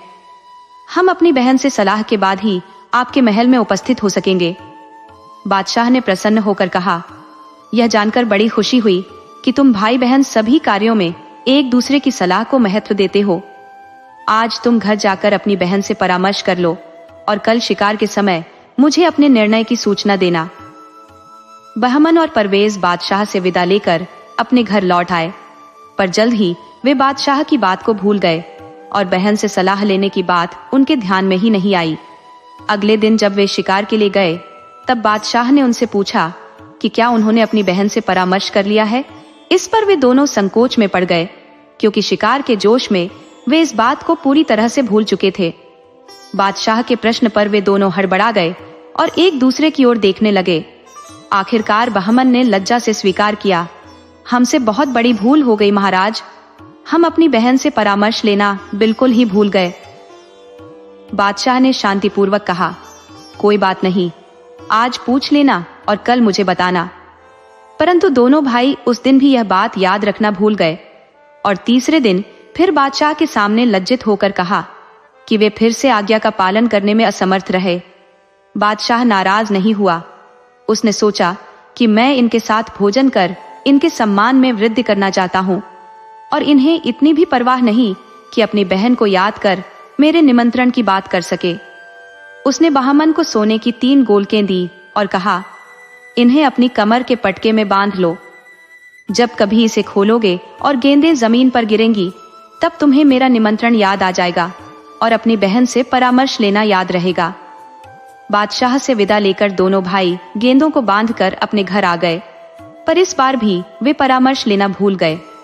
रात में सोने से पहले जब बहमन ने कमरबंद खोला तो गेंदें जमीन पर गिर पड़ी और तत्काल ही उसे बादशाह की कहे शब्द स्मरण हुए। वह फौरन अपनी बहन के पास पहुंचा और परवेज को भी साथ ले गया। परिजाद अब तक अपने कक्ष में नहीं गई थी। दोनों भाइयों ने उसे बताया कि बादशाह ने उन्हें भोजन का निमंत्रण दिया है और यह भी कहा कि उन्होंने 2 दिनों तक उसकी सलाह लेना क्यों छोड़ दिया। परिजाद ने कहा, यह तुम्हारा सौभाग्य है कि बादशाह ने तुम्हें बुलाया, लेकिन तुमने जो 2 दिनों तक बादशाह की कही हुई बात को भुला दिया, यह अनुचित है। सोचो, अगर मुझे यह बात बुरी लग रही है तो बादशाह को कितना दुख हुआ होगा। असल में तो बादशाह का निमंत्रण मिलते ही तुम्हें इसे सादर स्वीकार करना चाहिए था। खैर, अब ऐसा हो ही गया है तो मुझे देखना होगा कि अब क्या किया जाए। इसके बाद परिजाद ने कहा, मैं चिड़िया से सलाह लेती हूँ। फिर वह चिड़िया के पिंजरे को अपने कक्ष में ले गई और बोली, चिड़िया रानी, तुम तो हर चीज से परिचित हो और छुपी हुई बातों का भी तुम्हें आभास होता है। तुम्हारी सलाह हमेशा सही साबित होती है, तो मुझे एक मार्गदर्शन चाहिए। मेरे भाइयों को बादशाह ने अपने साथ भोजन के लिए आमंत्रित किया है, पर उन्होंने यह बात मुझसे बताने में भी देरी कर दी। क्या अब उनका जाना उचित रहेगा या बादशाह नाराज होंगे? चिड़िया ने कहा, मालकिन, तुम्हारे भाइयों को बादशाह की आज्ञा माननी चाहिए। राज्य में बादशाह ही सबका स्वामी होता है और उनके साथ मेहमान बनकर जाने में कोई हानि नहीं होगी। उन्हें पूरे उत्साह से जाना चाहिए, लेकिन उसके बाद यह भी आवश्यक है कि वे बादशाह को अपने घर आकर भोजन का निमंत्रण दे। परिजाद ने चिंता व्यक्त की, मैं अपने भाइयों को उनके कामों से इतर कहीं भी भेजना नहीं चाहती। मुझे उनकी सुरक्षा का भय है। इस पर चिड़िया ने जवाब दिया, तुम निश्चिंत होकर उन्हें भेजो, उन्हें कोई आँच नहीं आएगी। परिजाद ने आगे पूछा, अच्छा, जब बादशाह यहाँ आए तो क्या मुझे उनके सामने जाना चाहिए या नहीं? चिड़िया ने कहा, इसमें कोई हर्ज नहीं है। हर बादशाह अपनी प्रजा के लिए पिता समान होता है और पिता के सामने जाने में कोई झिझक नहीं होनी चाहिए। परिजाद ने अपने भाइयों से कहा कि वह बादशाह का निमंत्रण स्वीकार करे, लेकिन इसके बाद उसे एक बार यहाँ भोजन करने का भी आग्रह करे। अगले दिन शिकारगाह में बादशाह ने उनसे पूछा, क्या तुमने अपनी बहन से बात की या फिर से भूल गए? बहमन ने विनम्रता से कहा, हम आपकी आज्ञा का उल्लंघन नहीं कर सकते। हमने उससे पूछा था और उसने आपके निमंत्रण को स्वीकार करने की सलाह दी। इसके अलावा उसने हमें यह भी डांटा कि हम 2 दिनों तक क्यों भूलते रहे। बादशाह ने जवाब दिया, इसकी कोई बात नहीं है, मुझे इससे कोई नाराजगी नहीं है। तुम्हारे 2 दिनों तक भूलने पर मुझे रत्ती भर भी गुस्सा नहीं है। यह सुनकर दोनों भाई शर्मिंदा हो गए। उनके मन में पछतावा जाग उठा कि जो बादशाह इतना दयालु और कृपालु है, हम उसके प्रति इतने लापरवाह कैसे हो सकते हैं। जब बादशाह ने उनकी संकोच भरी भावनाओं को देखा तो उन्हें अपने पास बुलाकर सांत्वना दी। मैं छोटी छोटी भूलों की परवाह नहीं करता, मैं तुमसे बिल्कुल भी नाराज नहीं हूँ। फिर शिकार समाप्त होने के बाद वे सभी महल लौटे, जहां बहमन और परवेज भी साथ थे। महल में बादशाह ने उनकी ऐसी आवभगत की कि दरबारियों और सरदारों के मन में ईर्ष्या उत्पन्न होने लगी। महल के कर्मचारी, सेवक और उपस्थित प्रजा भी इन अनजान राजकुमारों के प्रति बादशाह के इस अद्वितीय सम्मान से विस्मित थे। सभी उनके रूप रंग और शिष्टाचार से प्रभावित हुए और आपस में बातें करने लगे। यदि उस मल्लिका के गर्भ से पुत्र उत्पन्न होते तो ये उन्हीं के समान दिखाई देते। जब बादशाह महल में पहुंचे तो भोजन का समय हो चुका था। दासियों ने सोने के पात्रों में भोजन परोसा। बादशाह ने बहमन और परवेज को पास बैठने का संकेत किया। हालांकि वे यह नहीं समझ पा रहे थे कि बादशाह के साथ कैसे भोजन किया जाए। सहाय रीति का पालन करते हुए आदाब बजाने के बजाय वे सीधे अपने स्थान पर आसन ग्रहण कर बैठे, जिस पर बादशाह मुस्कुराए बिना न रह सका। भोजन के दौरान बादशाह ने उनसे बातचीत की ताकि उनकी शिष्टता और ज्ञान की परख कर सके। उनकी बातों और शिष्टाचार से प्रभावित होकर बादशाह सोचने लगा कि काश ऐसे कुशाग्र बुद्धि और साहसी शहजादे उसके अपने होते। उनकी बातचीत से बादशाह का आकर्षण बढ़ता गया और उनके छोटे मोटे भूलें भी इस मोह में कमी नहीं ला पाईं।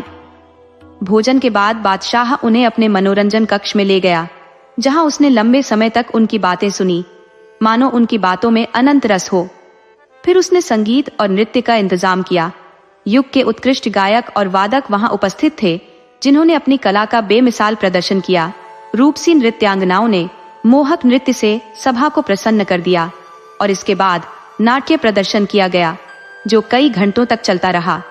जब कार्यक्रम समाप्त हुआ तो संध्या हो चुकी थी। अब बहमन और परवेज ने घर लौटने की अनुमति मांगी। बादशाह ने कहा, कल फिर मेरे शिकारगाह में मेरे साथ शिकार खेलने आना। शिकार के बाद मेरे साथ भोजन करना भी मत भूलना। दोनों भाइयों ने विनम्रता से कहा, हुजूर, आपके इस आदर सत्कार के हम आभारी हैं। हम शिकारगाह में अवश्य आएंगे, किंतु हमारा एक निवेदन है कि शिकार समाप्त करने के बाद कृपया हमारी कुटिया में पधारें और हमारा सादा भोजन स्वीकार कर हमें भी सम्मानित करें। बादशाह उनकी इस सरल विनम्रता से अत्यंत प्रसन्न हुआ और तुरंत उनका निमंत्रण स्वीकार करते हुए कहा, तुम्हारे यहाँ आकर मुझे प्रसन्नता होगी। तुम्हारी बातों से आभास होता है कि तुम्हारी बहन भी विवेकशील और विनम्र होगी। मैं उसका मेहमान बनकर बहुत खुश रहूंगा। बहमन और परवेज घर लौटे और परिजात को यह सुखद समाचार सुनाया कि बादशाह ने सभी के समक्ष उनका मान बढ़ाया और वचन दिया कि अगले दिन शिकार के बाद वह उनके घर भोजन करने अवश्य आएगा। उन्होंने कहा, हमने बादशाह को दावत तो दे दी है, लेकिन अब यह भी आवश्यक है कि उनकी गरिमा के अनुकूल भोजन और व्यवस्था की जाए। परिजात ने भाइयों की साहसिक पहल की सराहना करते हुए कहा, तुम लोग निश्चिंत रहो, मैं बोलने वाली चिड़िया से परामर्श कर सब व्यवस्था कर लूंगी। फिर वह चिड़िया का पिंजरा लेकर अपने कक्ष में गई और चिड़िया को सारी स्थिति बताई। चिड़िया ने उल्लास से कहा, मालकिन, यह आपका सौभाग्य है कि बादशाह आपके घर पधार रहे हैं। आप उनके स्वागत में सर्वश्रेष्ठ प्रबंध करें, परंतु मेरे कहने से एक विशेष व्यंजन बनाइए, खीर का गाढ़ा शोरबा, और उसमें ऐसे अनकटे मोती डाले जो ऐसे दिखे मानो पाक कला के दौरान शोरबे की सतह पर तैरने लगे हों। परिजात ने आश्चर्यचकित होकर कहा, यह कैसा व्यंजन होगा? मेरी तो कल्पना भी नहीं कर सकती कि कोई व्यक्ति मोतियों के साथ शोरबा खाएगा। और अनकटे मोती कहां से लाऊंगी? चिड़िया मुस्कुराते हुए बोली, मालकिन, मैंने यह विचार पूरी सोच समझ के बाद ही रखा है। आप बस मेरी बात माने और बहस न करें। मोती कहां से मिलेंगे ये मैं आपको बताती हूँ। अपने कृत्रिम वन में जाकर दाहिनी ओर के सबसे बड़े वृक्ष की जड़ के पास की भूमि को खुदवाएं। वहां से आपकी आवश्यकता से अधिक मोती प्राप्त होंगे। परिजात को चिड़िया पर पूरा विश्वास था, अतः उसने उसकी सलाह मान ली। अगले दिन प्रातः वह 2 मजदूरों को लेकर उस स्थान पर पहुंची और वृक्ष की जड़ के पास की जमीन खुदवाने लगी। खुदाई करते समय एक फावड़ा किसी बड़ी वस्तु से टकराया। परिजात ने मजदूरों को सावधानी बरतने का निर्देश दिया। अंततः वहां एक सुनहरी संदूक निकला, जिसे बाहर निकालकर खोला गया तो उसमें ढक्कन तक अनकटे मोती भरे हुए थे। परिजात यह अद्भुत खजाना पाकर बहुत प्रसन्न हुई और चिड़िया के ज्ञान पर उसका विश्वास और गहरा गया। वह सोने का संदूक लेकर अपने घर की ओर चल पड़ी। सुबह बहमन और परवेज को यह देखकर आश्चर्य हुआ कि वह मजदूरों के साथ इतनी सुबह कहां जा रही है। दोनों भाई परिजात को संदूक के साथ लौटते देखकर आश्चर्यचकित रह गए। उन्होंने पूछा, बहन, तुम इतनी सुबह सुबह कहां गई थी और यह संदूक कहां से लाई हो? जाते समय तो यह तुम्हारे पास नहीं था। परिजात मुस्कुराते हुए बोली, ये कहानी कुछ लंबी है, खड़े खड़े सुनाने का नहीं। चलो अंदर चलकर बताती हूँ। घर के अंदर जाकर उसने विस्तार से अपनी बात रखी। उसने बताया, कल मैंने बोलने वाली चिड़िया से बादशाह की खातिरदारी को लेकर सलाह ली थी। उसने कहा कि ऐसे साज सामान और व्यंजन का प्रबंध करो जो बादशाह और अमीरों के लायक हो, परंतु विशेष रूप से एक प्याले में गाढ़ा खीर का शोरबा रखो जिसकी सतह पर अनकटे मोती बिछे हों। मैंने उसे समझाने की कोशिश की कि यह मजाक लग सकता है, और बादशाह इसे लेकर नाराज भी हो सकते हैं। लेकिन चिड़िया अपनी बात पर अड़िग रही। उसने मुझे आश्वासन दिया कि इससे कुछ अप्रिय नहीं होगा, बल्कि परिणाम सुखद ही आएगा। चिड़िया के सुझाव पर मुझे हमेशा विश्वास रहा है। आखिर उसी की सहायता से मुझे गाने वाला पेड़ और सोने जैसा चमकता पानी मिला था। उसी की सलाह से तुम्हें और तुम्हारे साथ के 20 लोगों को दोबारा जीवन मिला, इसलिए मैं उसकी बातों को अनदेखा नहीं कर सकती। ये सुनकर बहमन और परवेज गंभीरता में डूब गए। लंबे विचार मंथन के बाद वे बोले, बहन परिजाद, तुम्हारी बुद्धिमानी पर हमें कभी संदेह नहीं रहा। यह चिड़िया उन रहस्यों को जानती है जो इस संसार में शायद किसी और के पास नहीं है, इसलिए हमें उसकी सलाह पर भरोसा करना चाहिए। वे सभी इस बात पर सहमत हुए कि आगे जो होगा उसे वैसा ही होने दिया जाए। बादशाह को नाराजगी होगी तो देखा जाएगा, पर परिजाद ने बावर्चियों को आदेश दे दिया कि दोपहर तक राजाओं और बादशाहों के योग्य दावत तैयार होनी चाहिए। क्या पकाना है ये तुम ही तय करो, परिजाद बोली, मगर एक विशेष चीज मेरे कहने से जरूर बनाना। वह है गाढ़ा खीर का शोरबा, जिसकी सतह अनकटे मोतियों से सजी हो। बावर्चियों ने इस अनोखे आग्रह पर आश्चर्य से भौचक्के होकर कहा, खाने में साबुत मोती डालने का क्या तुक है सरकार? ऐसा अजीब खाना तो न कभी देखा न सुना। मोती चुगने वाले हंसों की कहानियां जरूर सुनी है, पर इंसानों को मोती खाते कभी न सुना। परिजाद ने उनके सवालों का जवाब देने के बजाय आदेशात्मक स्वर में कहा, मैंने तुम्हें बहस करने के लिए नहीं बुलाया। जैसा कहा है वैसा करो और जितने मोती बचे वे मुझे भेज देना। वे बेचारे खामोशी से अपने काम पर लौट गए और इधर परिजाद ने महल की ऐसी सफाई कराई कि वह शीशे की तरह चमकने लगा। उसी समय उसके भाई बेहतरीन वस्त्र धारण कर घोड़ों पर सवार होकर शाही शिकारगाह में जा पहुंचे। कुछ समय तक वे बादशाह के साथ शिकार में सम्मिलित रहे, किंतु उस दिन की तीव्र धूप और गर्मी के कारण शिकार जल्द ही समाप्त करना पड़ा। सैनिकों को विदा करके बादशाह ने बस 2-4 आदमियों के साथ बहमन और परवेज के घर की ओर रुख किया। बहमन ने तुरंत आगे बढ़कर परिजाद को सूचित किया कि बादशाह आ रहे हैं। परिजाद ने आदर पूर्वक वस्त्र धारण किए और भवन के मुख्य द्वार पर खड़ी हो गई।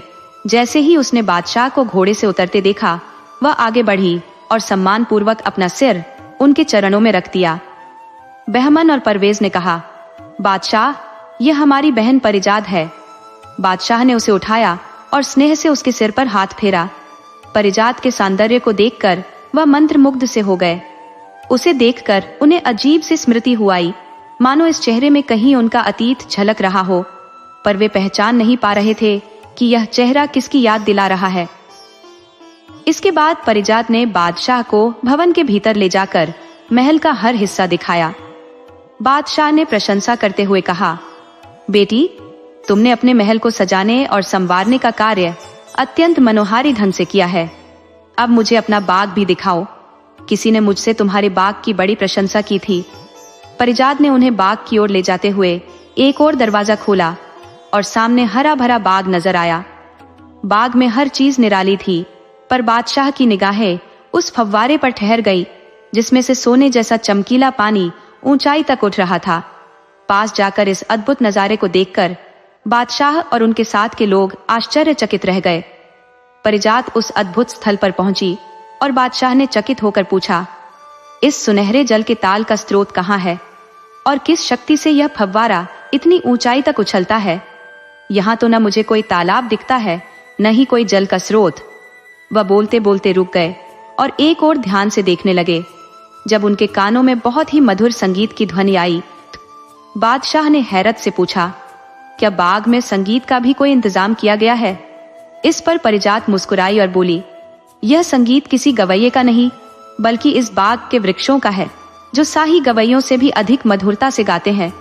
बादशाह ने थोड़ी नाराजगी के साथ सोचा कि शायद परिजाद उनसे मजाक कर रही है, लेकिन परिजाद ने कहा, यदि आपको यकीन नहीं तो आइए, मैं आपको दिखाती हूँ। फिर वह बादशाह को एक गाने वाले पेड़ के पास ले गई। पेड़ को सुनते ही बादशाह स्तब्ध रह गए।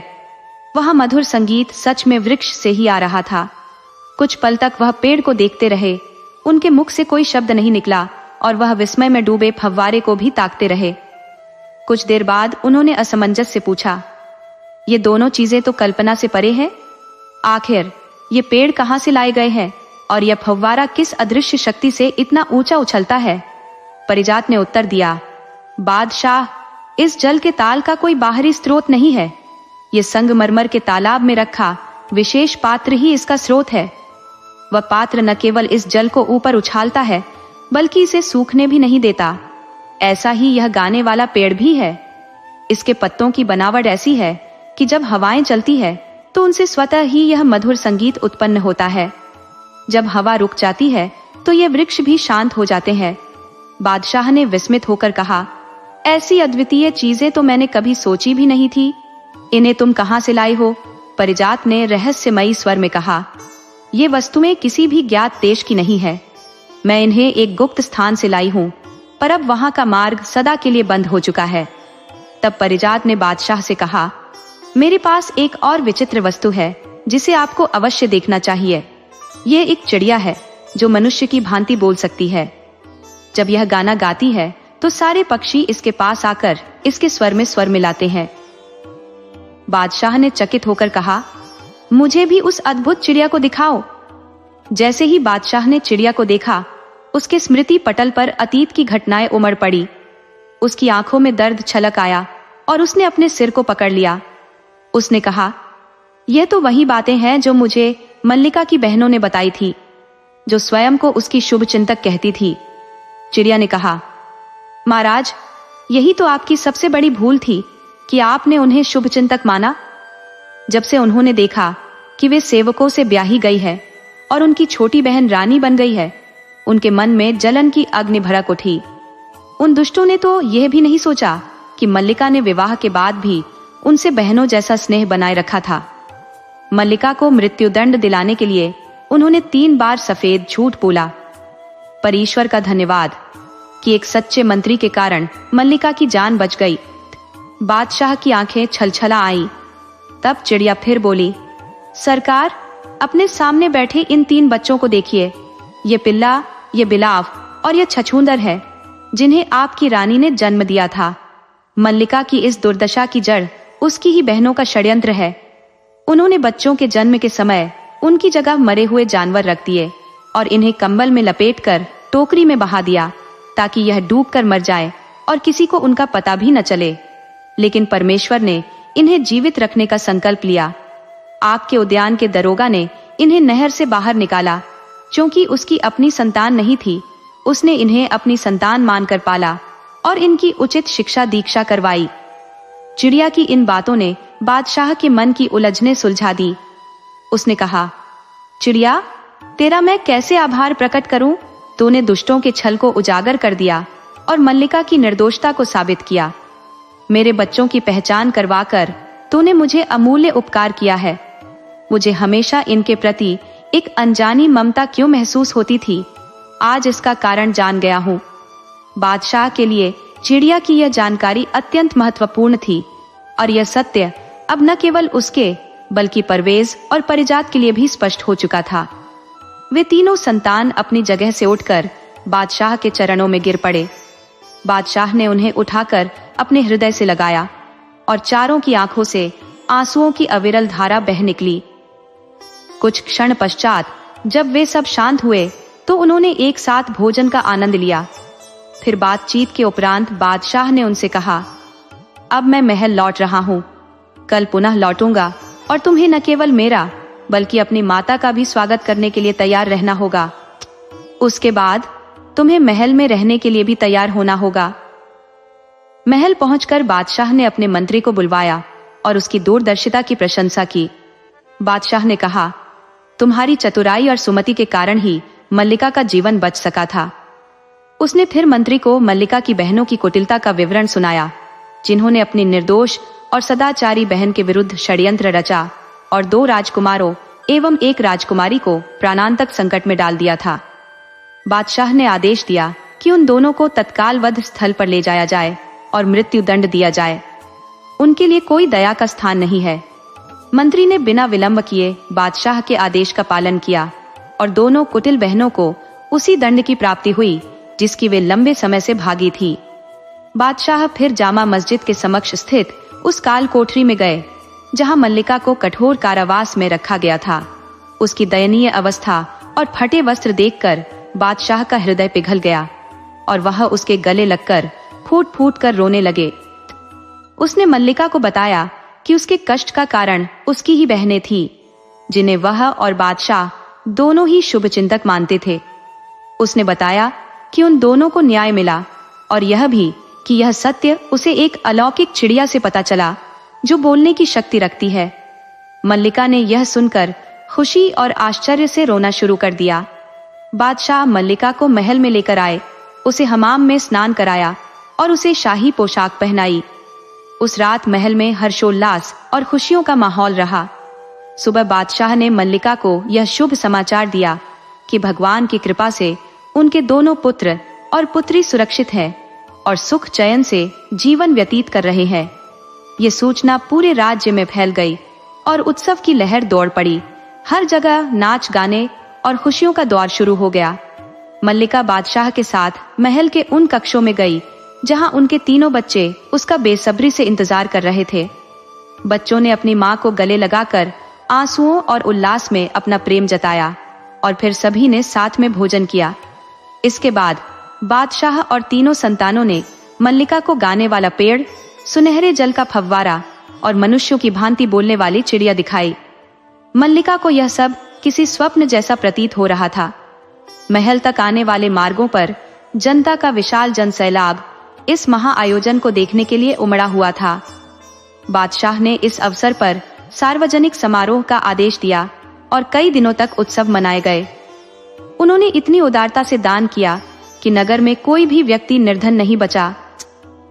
इसी आनंद उत्सव के अवसर पर बादशाह ने बहमन को युवराज घोषित किया और उसे संपूर्ण राज्य का कार्यभार सौंप दिया।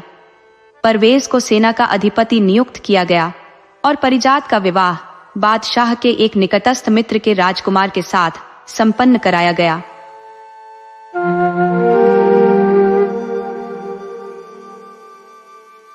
माधव और राधिका दोनों गोविंदपुर गांव के बाशिंदे थे और वहीं की सरकारी पाठशाला में पढ़ते थे। संयोग से दोनों एक ही कक्षा में थे और माधव राधिका को पढ़ाई में मदद कर रहा था। वे दोनों प्रथम कक्षा में थे, जहां राधिका ने उलझन में माधव से पूछा, माधव मैं क्या करूं? माधव ने हंसते हुए कहा, अरे राधिका, बस 2 का पहाड़ा इस तरह पढ़ कि वह 6 से आगे न बढ़े। राधिका ने पहाड़ा शुरू किया, 2 एकम 2, 2 दूनी 4 और 8 पर पहुंचते ही माधव ने उसे रोका। अरे ये 8 क्यों पढ़ लिया? राधिका ने भूलेपन से जवाब दिया, तुमने ही तो कहा था कि 6 से आगे नहीं जाना। इस पर माधव ने मुस्कुराते हुए कहा, 6 पर रुकना था, फिर दाईं ओर 3 लिखना था और नीचे 6। अब 6 में से 6 गया तो क्या बचा? राधिका ने तुरंत कहा, 0। माधव ने उसकी प्रशंसा करते हुए कहा, शाबाश, ऐसे ही बाकी सवाल करने हैं और अगर समझ ना आए तो मेरे घर आ जाना, मैं सारा गृह कार्य समझा दूंगा। दोनों घर की ओर चल दिए। राधिका उम्र में माधव से 1 साल बड़ी थी, परंतु माधव हमेशा खुद को बड़ा समझता था। गोविंदपुर की उस सरकारी पाठशाला में सभी विद्यार्थी जमीन पर बैठकर पढ़ते थे। यहाँ अंग्रेजी स्कूलों जैसी कुर्सियां और मेजें नहीं थी, बल्कि प्राकृतिक परिवेश में अनेक वृक्षों से घिरे हुए बच्चे पढ़ाई करते थे। इन वृक्षों के नाम और उनकी पत्तियों की पहचान करना बच्चों को अच्छी तरह आता था और वे नाम देखकर ही पहचान लेते थे कि कौन सा पेड़ कौन सा है। शहरी बच्चे शायद ही आम के पेड़ को असलियत में देख पाते हो, क्योंकि उनके लिए आम का पेड़ किताबों में एक तस्वीर मात्र होता है। लेकिन राधिका और माधव के घर पास पास थे और ये दोनों बचपन के अभिन्न साथी थे। माधव का जन्म ठाकुर परिवार में हुआ था, वहीं राधिका जाटव जाति से थी। माधव का रंग सांवला था, जबकि राधिका का रंग गोरा था। बचपन से ही दोनों का साथ कुछ ऐसा था कि उनके दोस्त बनने का एक विशेष क्षण बताना कठिन है, जैसे वे सदा से साथ थे। एक दिन दोनों स्कूल के रास्ते में थे और सड़क पर बारिश का पानी भरा था। पानी देखकर राधिका ने फिर सवाल किया, माधव, अब मैं क्या करूं? अगर पानी में से जाऊंगी तो जूते मोजे भीग जाएंगे और फिर पूरे दिन ऐसे ही रहना पड़ेगा। माधव मुस्कुराते हुए बोला, अरे इसमें क्या करना है, जूते मोजे उतारकर हाथ में पकड़ ले और रामाश्रय चाचा के घर के बाहर वाले नल पर पैर धो लेना, फिर जूते मोजे पहन लेना इससे वे गंदे भी नहीं होंगे। राधिका ने वही किया और समस्या सुलझ गई। राधिका के लिए जैसे हर समस्या का समाधान माधव ही था।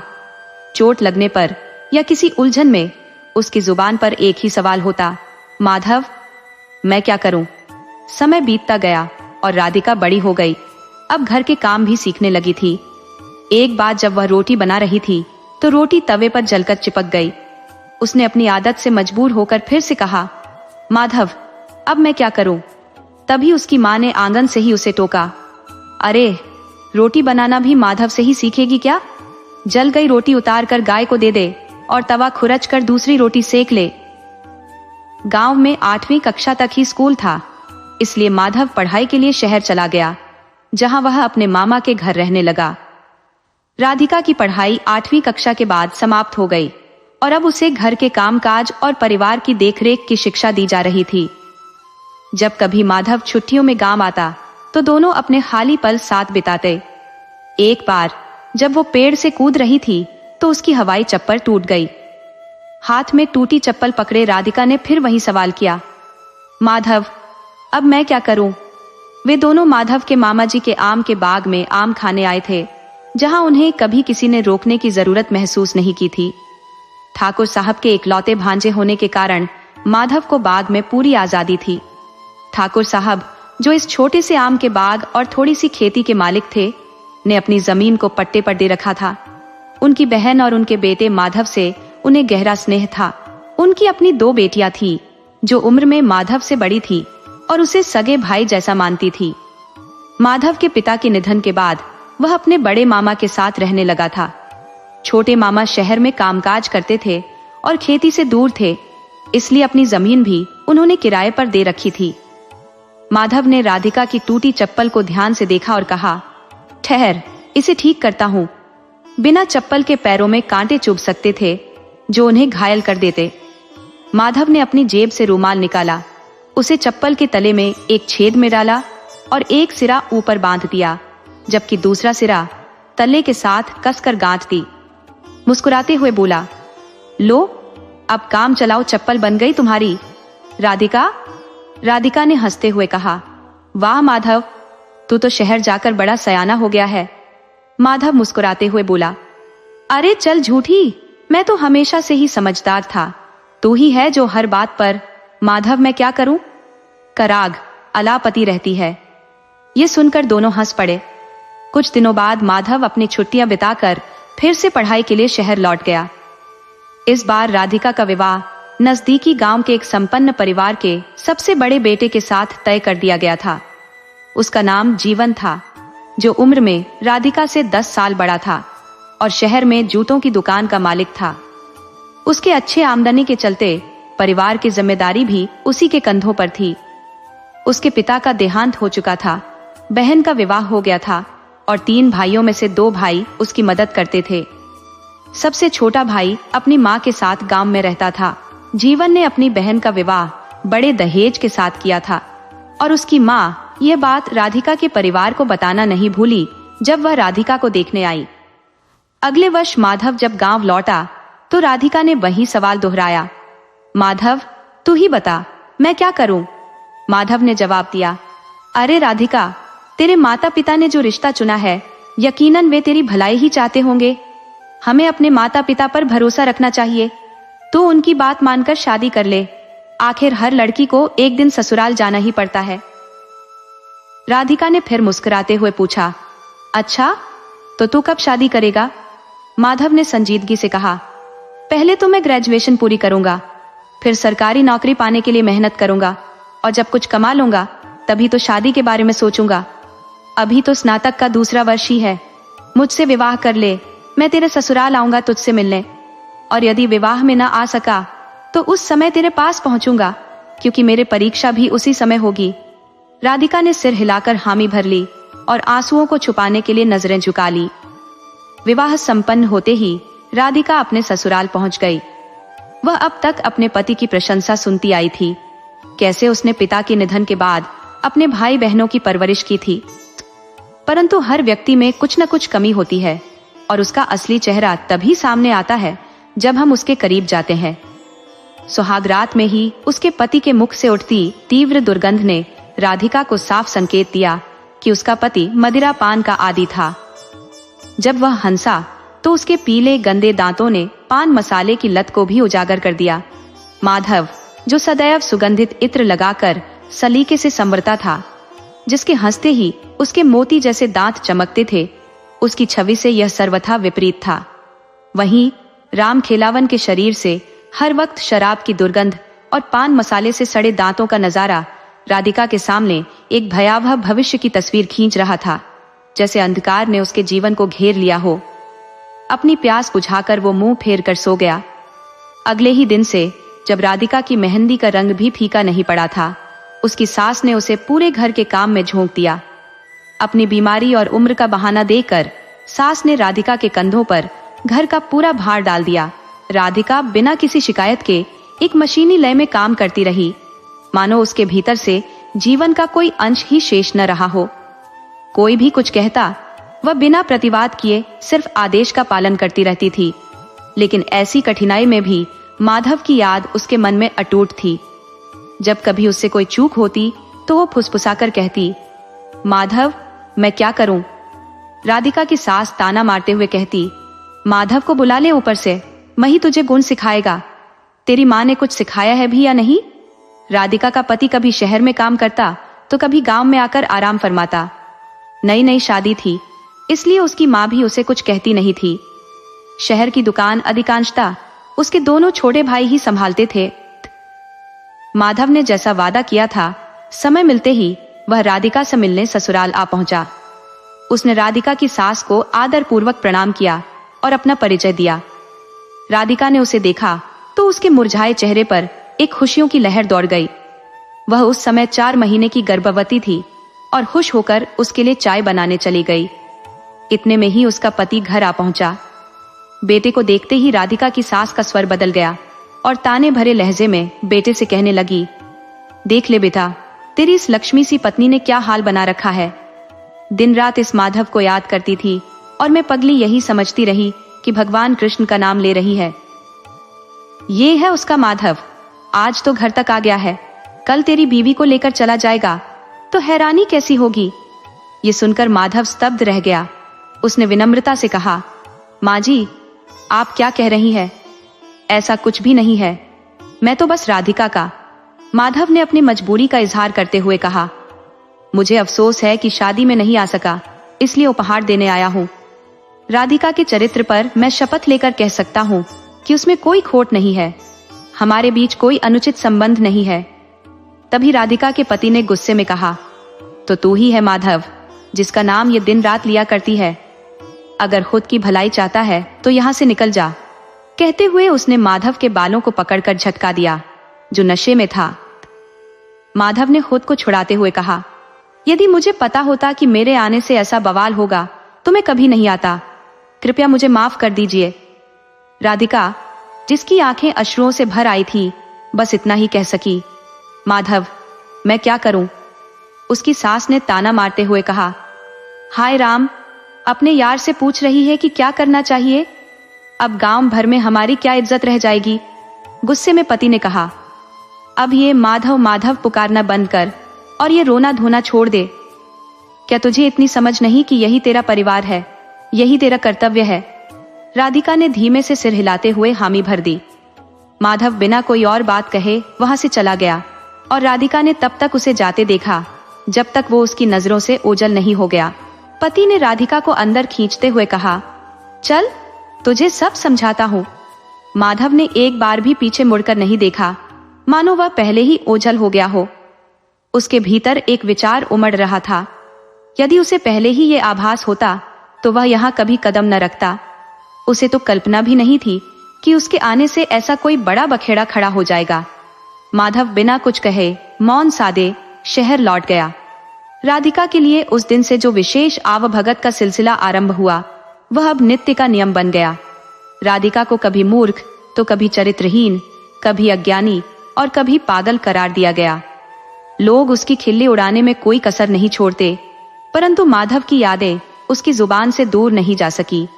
उसकी सास, जो माधव के नाम का अर्थ उसकी जुबान पर लाती थी, जैसे ही किसी बात का इल्म होता, अपनी बहू पर अपशब्दों की वर्षा करने लगती। पति भी इस कदर रुष्ट होता कि राधिका पर ताने कसता, मानो वो उसकी दोषी हो। कृष्ण का पर्यायवाची शब्द माधव अब उनकी शब्दावली से मिट चुका था। अब माधव का बस एक ही मतलब था, राधिका का यार। इस दौरान राधिका 2 बच्चों की मां बन चुकी थी। समय अपनी रफ्तार से गुजर रहा था। जैसे जैसे बच्चे बड़े होते गए, अपने पिता और दादी से वही कटु शब्द सुनते और बिना समझे बूझे उन्हें दोहराने लगे। राधिका की दृष्टि में वह स्वयं एक निरीह प्राणी थी, जबकि दूसरों की निगाह में एक अदूरदर्शी स्त्री मात्र। उसके पति और ससुराल वाले उसे कभी समझ ही नहीं सके, मानो वह बोझ हो जिसे विवश होकर वहन करना पड़ रहा हो।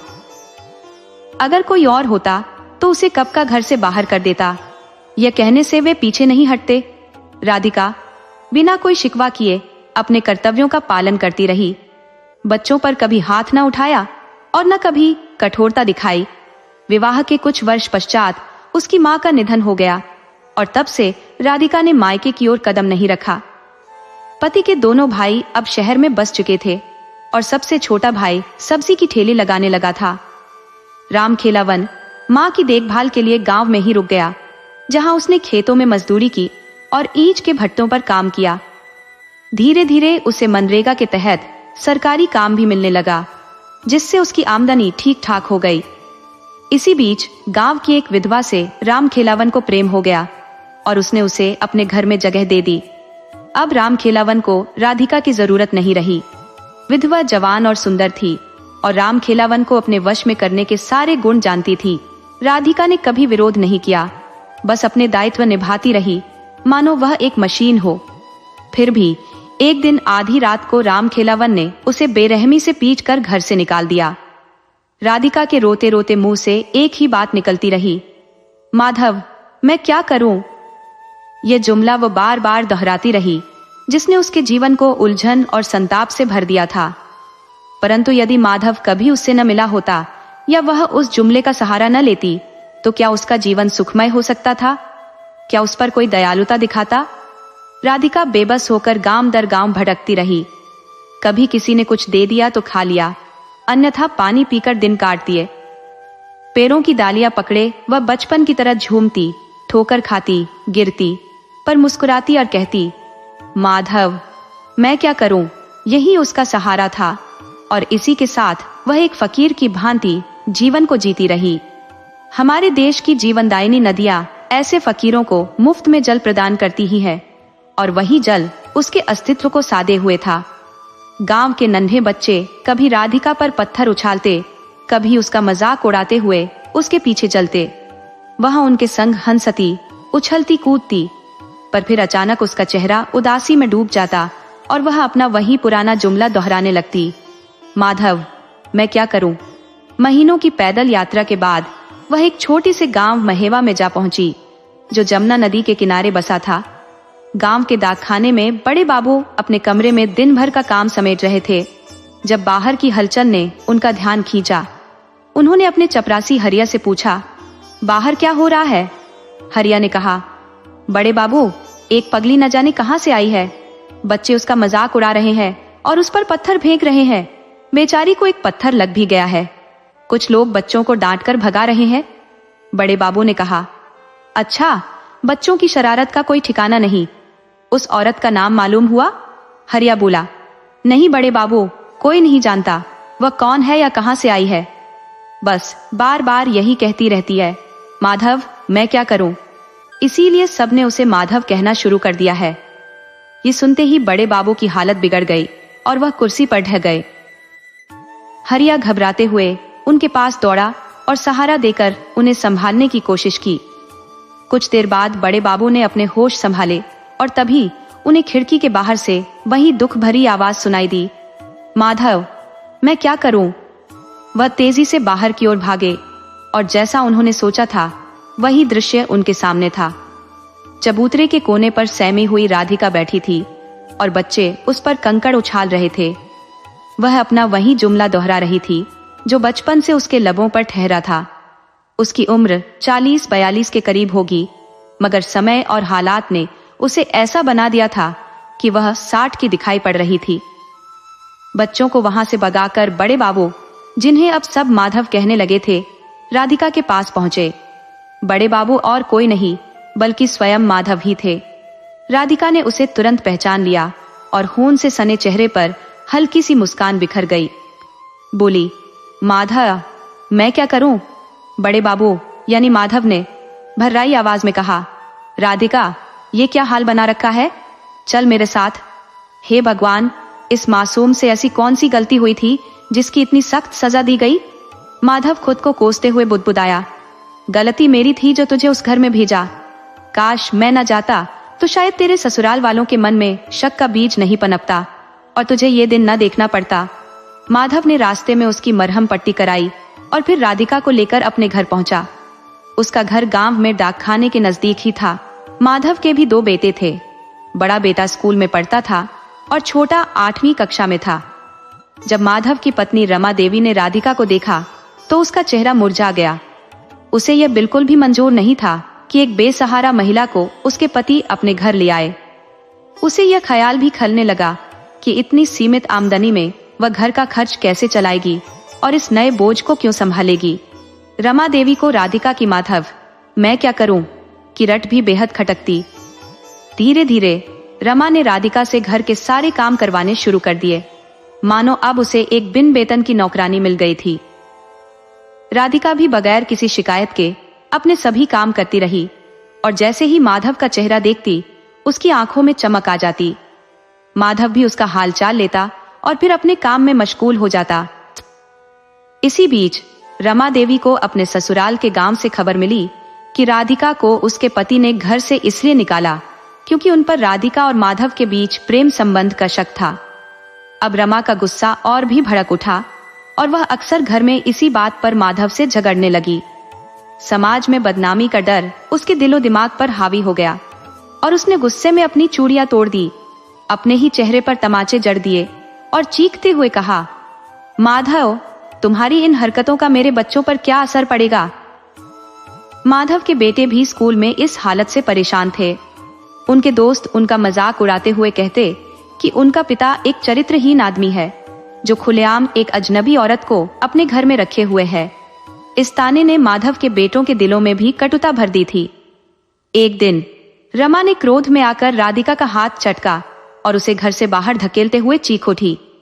राधिका ने बेबसी में माधव की ओर देखा और वही दर्द भरा वाक्य दोहराया, माधव, मैं क्या करूं? रमा ने कटुता से उत्तर दिया, करना क्या है? कहीं जाकर डूब मर। और सुनो, इसे कहीं दूर छोड़कर आओ, नहीं तो मैं अपने बच्चों के साथ मायके चली जाऊंगी। तब इसे संभालना और देखना कि तुम्हारी चिता को आग देने वाला भी कोई न होगा। मरने के बाद भी तुम्हें मुक्ति नहीं मिलेगी। मेरा श्राप तुम्हारा पीछा करेगा। देवता भी पतिव्रता नारी के श्राप से नहीं बच सकते, तुम तो इंसान ठहरे। बच्चों ने भी अपनी माँ की बात का समर्थन किया। माधव परिवार की परवाह और समाज की लज्जा में बंधा चुपचाप सब सुनता रहा। आखिरकार वह राधिका को लेकर गांव से बाहर वाली पत्थरीली राह पर चल पड़ा। राधिका के चेहरे पर उदासी का साया था और माधव ने उसे निराशा में कहा, राधिका, मुझे माफ कर दे। मैं अपने परिवार के खिलाफ जाकर तुझे अपने साथ नहीं रख सकता। तुझे यहां से जाना होगा। राधिका ने उसकी आंखों में झांकते हुए रुंधे स्वर में कहा, ठीक है, मैं चली जाती हूं, लेकिन उसने फिर वही बात दोहराई, माधव, मैं क्या करूं? इस पर माधव झल्ला उठा और बोला, जाकर इस नदी में डूब मर। पगली कहीं की, मूर्खता ही तेरे जीवन का हिस्सा रही है। काश मेरे नाम की रट लगाने के बजाय तू अपने पति का नाम लिया करती तो तेरा उद्धार हो गया होता। अब यहां से भाग जा। गुस्से में भरा माधव तेजी से मुड़कर वापस गांव लौट गया। अगले दिन गांव वालों ने राधिका की लाश नदी में तैरती पाई। जब माधव को इस घटना का समाचार मिला तो उसके दिलो दिमाग पर मानो वज्रपात हुआ। उसे यह सोचकर खुद पर पश्चाताप होने लगा कि उस भोली मासूम राधिका की गलती आखिर थी ही क्या। एक निर्मल गाय सी सीधी सादी थी वह। कितनी पवित्र, कितनी शांत और मृदु हृदय वाली थी वह। फिर क्यों माधव का नाम लेने का उसे ऐसा कठिन दंड मिला? क्या वह नाम केवल माधव का था? क्या कृष्ण का नाम भी माधव नहीं था? फिर मीरा, जो कृष्ण भक्ति में विलीन थी, उसे तो उसके ससुराल ने कभी दुत्कारा नहीं। यहाँ एक पल का प्रेम करने वाली राधिका के चरित्र पर उसके ससुराल वालों ने विष भरे लांछन मढ़ दिए। हाड़ मांस की बनी एक साधारण नारी राधिका, जिसने माधव से प्रेम की धारा बहाई थी, भला कैसे इस कठोर समाज की नजरों से बच पाती। माधव कभी यह नहीं समझ पाया कि उसने उसे प्रेम किया भी था या नहीं, और अगर किया तो वह प्रेम निष्कलंक ही था। राधिका उसके लिए मित्र समान थी, बहन जैसी प्यारी थी और बेटी के समकक्ष आदरणीय थी। जब भी राधिका ने उसे सहायता के लिए पुकारा, माधव ने उसे बड़ा समझते हुए उसकी हर समस्या का हल तुरंत खोज दिया। उसे राधिका का सान्निध्य भाता था, परंतु उसकी ओर उसने कभी दुर्भावना से नहीं देखा। फिर भी यह समाज, जो हर दिल की परतों में झांकने का दावा करता है, कैसे उसके मन की निस्वार्थ भावनाओं को दूषित समझ बैठा। क्या वे सचमुच किसी के हृदय में झांकने की क्षमता रखते हैं, जो उन्होंने ऐसा गलत अर्थ लगा लिया? माधव को आत्मग्लानि से मन जलने लगा। अपनों की अवहेलना से बचने की चाह में वह राधिका की अंतिम यात्रा में भी सम्मिलित नहीं हुआ। उसकी देह रीति रिवाजों संग अग्नि को समर्पित कर दी गई। इस विचार में डूबा माधव अब भी सोचता है कि यदि वह राधिका के ससुराल न गया होता तो शायद यह त्रासदी टल सकती थी। अपनी उसी गलती के बोझ तले पिसता माधव अब न भोजन ग्रहण कर पाता था, न ही ऑफिस में अपना काम ठीक से कर पाता। उसकी उदासी और लाचारी के कारण अधिकारी उससे रुष्ट रहने लगे और कुछ जलन रखने वालों ने उसकी शिकायतें उच्चाधिकारियों तक पहुंचाईं। अंततः उसे नौकरी से निलंबित कर दिया गया। माधव की पत्नी ने ताने देकर उसके दिल पर वार किया। कहने लगी, क्यों नहीं तुम अपनी प्रेमिका के साथ कहीं डूब कर मर जाते? कम से कम इससे सरकार तुम्हारी नौकरी मेरे बेटे को दे देगी और मेरे बुढ़ापे का सहारा हो जाएगा। अगर नौकरी भी चली गई तो हम कहाँ जाएंगे? जिस दिन माधव को दोबारा नौकरी मिली, उसके 2 दिन बाद ही उसकी लाश उसी नदी में तैरती मिली। वह अपने अपराध बोध के बोझ तले घुटता रहा और अंततः अपने पुत्र के लिए नौकरी की स्थिरता सुनिश्चित कर खुद को इस दुनिया से मुक्त कर गया। शायद वह अब उस जगत में जा पहुंचा जहां बेबी राधिका के साथ कोई उनके रिश्ते पर सवाल उठाने वाला नहीं होगा। वहां माधव अब राधिका का हमेशा के लिए ख्याल रख सकता था। गांव के लोगों ने उनके असीम प्रेम की स्मृति में नदी किनारे एक राधा माधव का मंदिर बनवाया, जो धीरे धीरे दूर दूर के गांवों से भक्तों के लिए श्रद्धा का केंद्र बन गया। रामा देवी अब रुक्मिणी देवी के नाम से पहचानी जाने लगी। जैसे कृष्ण और राधा ने युगों तक जन्म लिया परंतु कभी एक नहीं हो सके, वैसे ही यह प्रेम कहानी भी कालजयी बन गई। यह भी कृष्ण की कोई दिव्य लीला ही प्रतीत होती है, जहां माधव और राधिका की प्रतिमाएं नहीं बल्कि कृष्ण राधा की मूर्तियां स्थापित की गई। जो पुत्र कभी अपने पिता से लज्जित थे, वे अब उन्हें सम्मानित शब्दों से पुकारने लगे। ये कहानी राधा कृष्ण की महाकथा के समान अमर हो गई और रुक्मिणी देवी, जिन्हें समाज ने जीते जी रिश्ते पर कलंक का टीका लगाया था, स्वयं को इस पवित्रता से धन्य मानने लगी। मंदिर के बाहर एक पत्थर पर आज भी शब्द अंकित है, माधव, मैं क्या करूं?